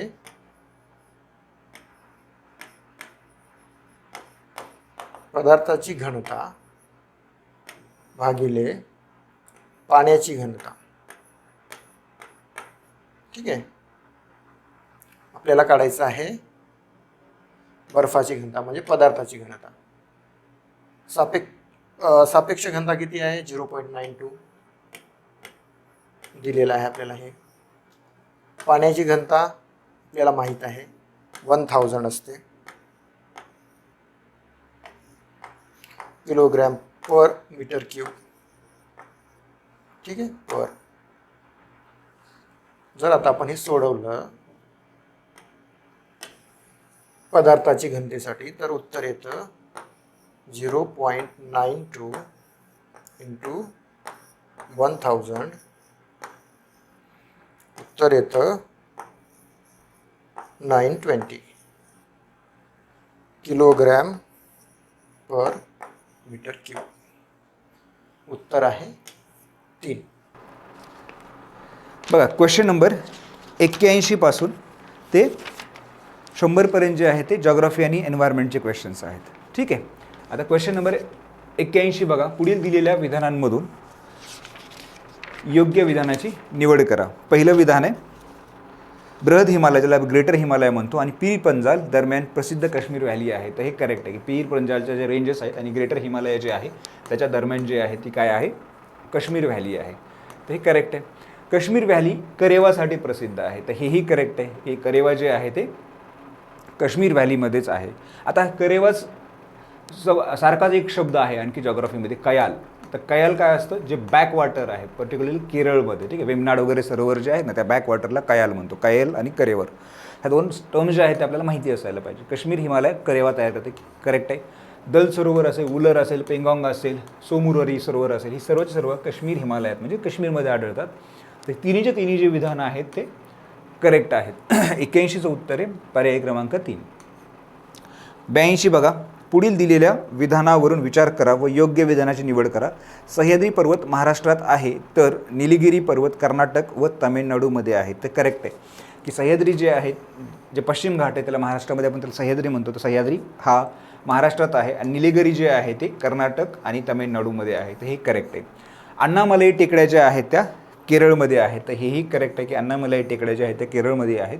कार्डमम टेकड्या ह्या कर्नाटकमध्ये, तर ही चूक आहे. तर कार्डमम रेंजेस जे आहेत त्यासुद्धा कुठे आहेत? केरळमध्येच आहेत. कार्डमम जे आहेत त्या कुठं आहेत? केरळमध्येच आहेत. त्यामुळे उत्तर काय यायला पाहिजे? 1 आणि ए आणि बी. तर 82चं उत्तर आहे पर्याय क्रमांक 1. 83 बघा, पुढील विधाने अभ्यासा. ही एक व्यापारी शेतीचा प्रकार असून यामध्ये व्यापक क्षेत्रावर एकाच पिकाची लागवड केली जाते. आता बघा, कमर्शियल फार्मिंग आहे. तर हे स्लॅश अँड बर्न आपल्याला माहिती आहे की हे काही नाही आहे, की कमर्शियल नाही आहे. त्यानंतर हे इंटेन्सिव्ह सबस्टिट्यूशन फार्मिंग हेही नाही आहे. ठीक आहे, तर ऑर्गॅनिक फार्मिंग हेही नाही. तर इथं सापडतं. कमर्शियल फार्मिंग काय आहे? तर ते प्लांटेशन फार्मिंग आहे. यामध्ये अतिरिक्त भांडवल लागतं, कॅपिटल लागतं, लेबर लागतं. हेही करेक्ट आहे. उत्पादित सर्व वस्तू ज्या आहेत त्या उद्योगाचा कच्चा माल म्हणून असतो. तर ते काय आहे? प्लांटेशन ॲग्रिकल्चर आहे. 83चं उत्तर आहे पर्याय क्रमांक 3. 84 बघा, पुढील विधानांपैकी योग्य विधानाची निवड करा. भारतात मृत्यूदर हा जन्मदरापेक्षा अधिक आहे. भारतात मृत्यूदर हा जन्मदरापेक्षा अधिक आहे. हे खोटं आहे. भारतामध्ये जन्मदर हा मृत्यूदरापेक्षा अधिक आहे, म्हणूनच आपली इथे लोकसंख्या वाढते. हे जर असं असतं तर आपली लोकसंख्या कमी होत गेली असती, ना की वाढत गेली असती. सेकंड, शिशु मृत्यूदरात 1991 पासून वाढ झाली होती, नाही तर ती कंटिन्यू घट होताना आपल्याला दिसते. त्यामुळे हे दोन्ही विधानं जे आहेत विचारलं योग्य, दोन्ही विधानं जी आहेत ती अयोग्य आहेत. तर 84चं उत्तर आहे पर्याय क्रमांक 4. 85 बघा, पुढील विधानांचा विचार करा. पृथ्वीवरील पाण्याचे एकूण आकारमान स्थिर आहे. यामध्ये न वृद्धी करता येते ना घट करता येते. तर हे करेक्ट आहे की टोटल व्हॉल्यूम जे आहे पाण्याचं पृथ्वीवरचं सेम आहे. वॉटर सायकलमध्ये फक्त कन्वर्ट होतं एका फॉर्ममधून दुसऱ्या फॉर्ममध्ये. ठीक आहे, तर पहिलं स्टेटमेंट जे आहे ते करेक्ट आहे. आता हे बाष्पीभवन, पाऊस, वाहन त्या पाण्याचं प्रक्रिया, महासागर टू वातावरण, वातावरण टू जमीन, जमीनहून पुन्हा महासागर, असा पाण्याचा गतिशील प्रवास सतत चालू असतो आणि यालाच आपण काय म्हणतो, वॉटर सायकल म्हणतो. हे वॉटर सायकल रिलेटेड दोन्ही स्टेटमेंट्स दिलेले आहेत. तर त्यामुळं 85चं उत्तर काय, तर हे दोन्ही स्टेटमेंट्स करेक्ट आहेत. दोन्ही स्टेटमेंट कशा संबंधी आहेत, तर वॉटर सायकल संबंधी आहेत. 85चं उत्तर आहे पर्याय क्रमांक 3. 86 बघा, भारतातील वातावरण आणि हवामान घटकांना नियंत्रित करण्याच्या घटकासंबंधी योग्य पर्यायाची निवड करा. 86 क्वेश्चन नंबर 86 बघा, भारतातील वातावरण व हवामान घटकांना नियंत्रित करणाऱ्या घटकासंबंधी योग्य पर्यायाची निवड करा. तर बघा, क्लायमेट आणि वेदर, भारताच्या क्लायमेट आणि वेदरवर काय परिणाम होतो त्यासंबंधीचे घटक कुठले आहेत. एक तर आहे सरफेस विंड आणि प्रेशर, हे असायलाच पाहिजे. हे कुठल्याही क्लायमेटसाठी असायला पाहिजे. ठीक आहे, ना की फक्त भारतातल्याच. अप्पर एअर सर्क्युलेशन हे आहेच, जेट स्ट्रीम्स वगैरे आपण अभ्यास केलेलाच आहे. वेस्टर्न सायक्लॉनिक डिस्टर्बन्स हे वेस्टर्लीज आहे, हेही करेक्ट आहे. ट्रॉपिकल सायक्लॉन्स जे आहेत हेही करेक्ट आहे. म्हणजे हे चारही जे घटक आहेत ते भारतातलं क्लायमेट आणि जे वेदर आहे त्या वेदरवर इम्पॅक्ट पाडत असतात. तर 86चं उत्तर आहे पर्याय क्रमांक 4. हे चारही घटक आहेत. 87 बघा, आता 87 हा सोपा क्वेश्चन आहे. सरळ त्यांनी विचारले काय की ट्रॉपिक ऑफ कॅन्सर त्याची लाईन डिग्रीमध्ये काय आहे, ट्रॉपिक ऑफ कॅप्रिकॉर्न काय, आर्टिक सर्कल काय आणि अंटार्क्टिक सर्कल काय. तर सरळ आपल्याला माहिती आहे की ट्रॉपिक ऑफ कॅन्सर जो आहे तो नॉर्थ 23.5 असतं आणि ट्रॉपिक ऑफ कॅप्रिकॉर्न साऊथ 3.5 असतं. तर हे जर आपण बघितलं तर उत्तर आपल्याला इझिलीच मिळून जातं. ठीक आहे, तर कुठे मिळतं आपल्याला, पर्याय क्रमांक 3 मध्ये मिळतं. ठीक आहे, बाकी आपल्याला माहितीच असतात की ते उत्तर ध्रुव आहे तर हे आहे, दक्षिण ध्रुव आहे तर हे आहे. ठीक आहे, तर याचं उत्तर काय यायला पाहिजे, 87चं उत्तर काय यायला पाहिजे, दक्षिण ध्रुव हे आहे आणि उत्तर ध्रुव जे आहे ते इथे आहे, उत्तर ध्रुव. ठीक आहे, दक्षिण ध्रुव इथे आहे. तर उत्तर काय यायला पाहिजे, पर्याय क्रमांक 3 यायला पाहिजे. 87 पर्याय क्रमांक 3. क्वेश्चन नंबर 88 बघा, पुढील दिलेल्या विधानांमधून योग्य विधानाची निवड करा. पहिले, खडकाच्या थरामध्ये मृत वनस्पती, जीवजंतू, प्राणी यांच्या अवशेषांना जीवाश्म म्हणतात. आता हे फॉसिल्स म्हणतात, हे करेक्ट आहे. पहिलं विधान जे आहे करेक्ट आहे. दुसरं आहे, अग्निजन्य स्तरित खडकांवर उच्च तापमान व निम्न दाब दिल्यावर ते रूपांतरित खडकामध्ये परिवर्तित होतात. आता बघा, जे आपल्याला रॉक सायकल आहे की इग्नियस रॉकचं सेडिमेंटरी रॉकमध्ये असेल किंवा मेटामॉर्फिक रॉकमध्ये असेल किंवा सेडिमेंटरीचं मेटामॉर्फिक आहे, हे कन्व्हर्जन होण्याची जी कंडिशन आहे त्या कंडिशनमध्ये हाय टेम्परेचर, उच्च तापमान आणि उच्च प्रेशर म्हणजे हाय प्रेशर, याच कंडिशनला ते तयार होतात. ठीक आहे, मग हे आपण इथं काय म्हणले की निम्न दाब आहे, त्यामुळे बी विधान जे आहे ते चूक आहे. रूपांतरित खडकामध्ये जीवाश्म सापडतात. आता रूपांतरित खडकामध्ये जीवाश्म सापडतात का, नाही. तर ते कुठे सापडतात, तर ते स्तरित खडकामध्ये सापडतात. म्हणजेच काय की त्याला आपण सेडिमेंटरी म्हणतो. जे पेट्रोलियम पदार्थ आहेत किंवा कोळसा आहे तो आपल्याला कुठे सापडतो, तर सेडिमेंटरी रॉकमध्ये सापडतो. त्यामुळे हे पण सी पण आपल्याला काय विधान येणार नाही. तर 88चं उत्तर काय यायला पाहिजे, केवळ ए यायला पाहिजे, पर्याय क्रमांक 1 यायला पाहिजे. 89 बघा, उष्णकटिबंधीय पानझडी वने, ट्रॉपिकल डेसिड्युअस फॉरेस्ट बाबत योग्य विधानांची निवड करा. पहिलं आहे की हे एक मान्सून वने असून, तर करेक्ट आहे, ही मान्सून वने भारत, उत्तर ऑस्ट्रेलिया आणि मध्य अमेरिकेमध्ये आढळतात. हे करेक्ट आहे की हे जे ट्रॉपिकल डेसिड्युअस फॉरेस्ट आहेत ते ह्या रिजनमध्ये आढळतं. सेकंड आहे, पाण्याची बचत करण्यासाठी वनातील वृक्षांमध्ये कोरड्या ऋतूमध्ये पानगळ बघायला मिळते. तर हे करेक्ट आहे की बाष्पीभवनचा रेट कमी करण्यासाठी ती पानगळ करतं. ठीक आहे, त्यांनी अडॉप्ट केलं, त्यामुळे हेही करेक्ट आहे. साल, लिंब, टीक, शिसम हे महत्त्वपूर्ण वृक्ष या वनामध्ये आढळतात. हेही करेक्ट आहे. ही तिन्ही जी विधानं आहेत ती करेक्ट आहेत. 89चं उत्तर आहे पर्याय क्रमांक 4.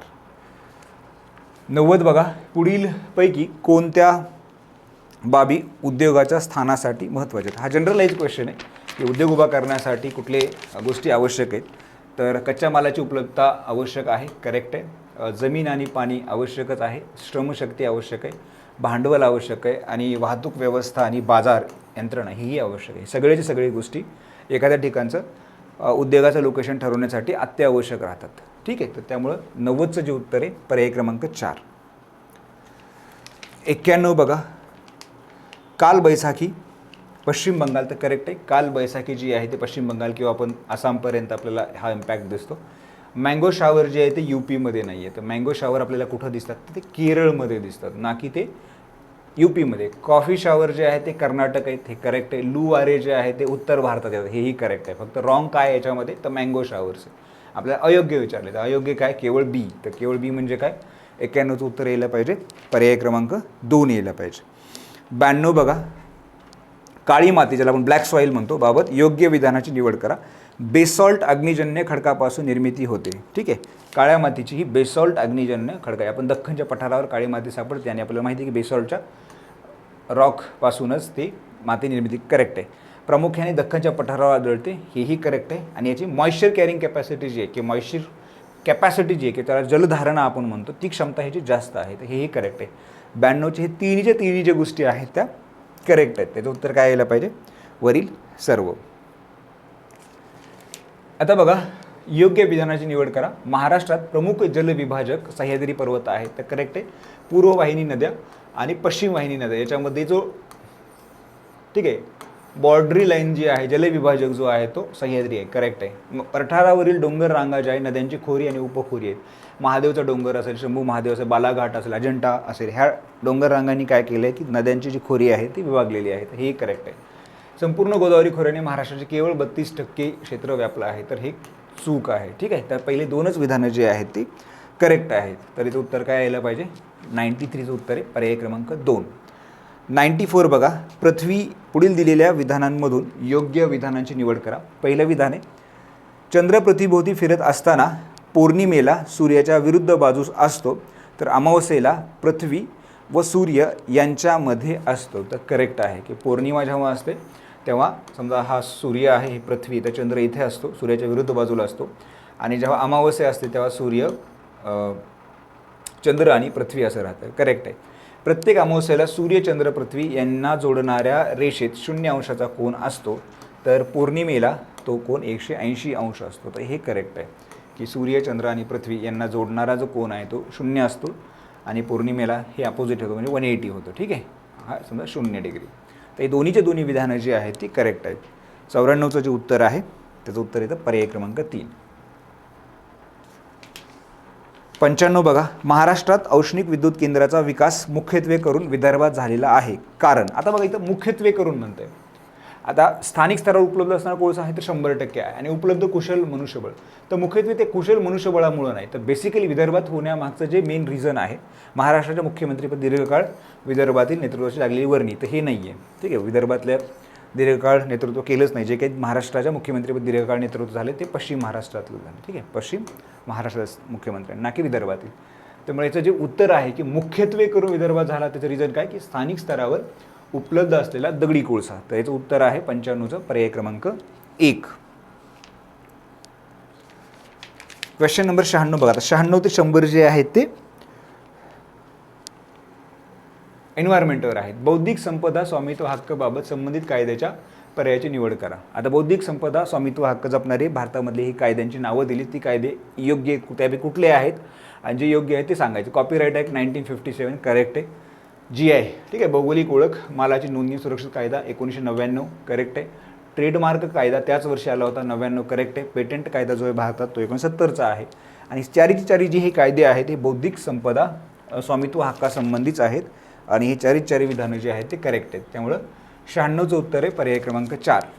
97 बघा, केंद्रीय वन व पर्यावरण मंत्रालयाच्या प्रकल्प चित्ता, ज्याला प्रोजेक्ट चित्ता म्हणतो, अंतर्गत चित्त्याच्या पुनर्प्रवेशासाठी मध्य प्रदेश, राजस्थान या 2 राज्यातील 3 स्थाने प्रस्तावित आहेत. तर ती 3 स्थानं कोणती आहेत? आता बघा की प्रोजेक्ट चित्ता भारतामध्ये 1950ला चित्ता नाहीसा झाला, जाहीर करण्यात आलेलं होतं. आणि आता जे जगभरात चित्ता आहे तर आफ्रिका आणि इराणमध्ये चित्ता मिळतो. ठीक आहे, आणि भारतामध्ये जे रिलोकेशन केलं जाणार किंवा पुन्हा चित्ता हे आणला जाणार आहे, तर तो कुठून आणला जाणार आहे, तर तो आफ्रिकेमधून आणले जाणार आहेत. ठीक आहे, तर त्याच्यासाठी जे प्रोजेक्ट चिता चालू केलेला आहे आणि त्यासाठी 3 जागा निवडल्या गेलेल्या आहेत. त्याच्यातल्या 1 जागा जी आहे ती राजस्थानमधली आहे आणि 2 जागा जी आहेत ते मध्य प्रदेशमधले आहे. तर राजस्थानमधली ती शहागड ही जागा आहे आणि मध्य प्रदेशमधली जी आहे त्या 2 आहेत, कुनो पालमपूर आणि नवरादेही आहे. ह्या 2 ठिकाणी जे आहे ते ह्या 3 ठिकाणी हा प्रकल्प राबवणं प्रस्तावित आहे. ठीक आहे, तर 97चं उत्तर आहे पर्याय क्रमांक 1. 98 पहिली व्याघ्र जनगणना कधी झाली तर ती 1972 साली झाली. तर 98चं उत्तर आहे पर्याय क्रमांक 1.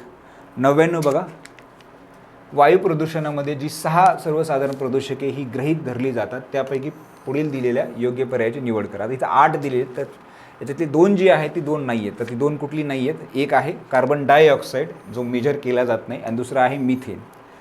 हे 2 गोष्टी ज्या आहेत त्या मेजर केली जात नाहीत. बाकी हे PM2.5, PM10, ozone, sulphur oxide, carbon monoxide आणि nitrogen oxide, sulphur oxide, ozone, carbon mono, PM2.5 आणि PM10 हेच मेजर केले जातात.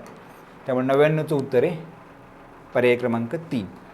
आता 100 बघा, इथे प्रिंट नाही झालं तर तिसरं ऑप्शन आहे WHO आणि चौथं ऑप्शन आहे युनिसेफ. वसुंधरा परिषद पुढीलपैकी कोणी बोलवली? एक युनेस्को, सेकंड UNCED, WHO आणि युनिसेफ. ठीक, वसुंधरा परिषद त्याला आपण रिओ परिषद म्हणतो, 1992 रिओ दे जेनेरो.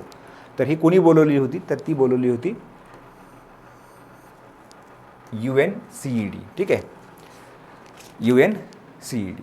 ठीक आहे, तर 100चं उत्तर आहे पर्याय क्रमांक 2.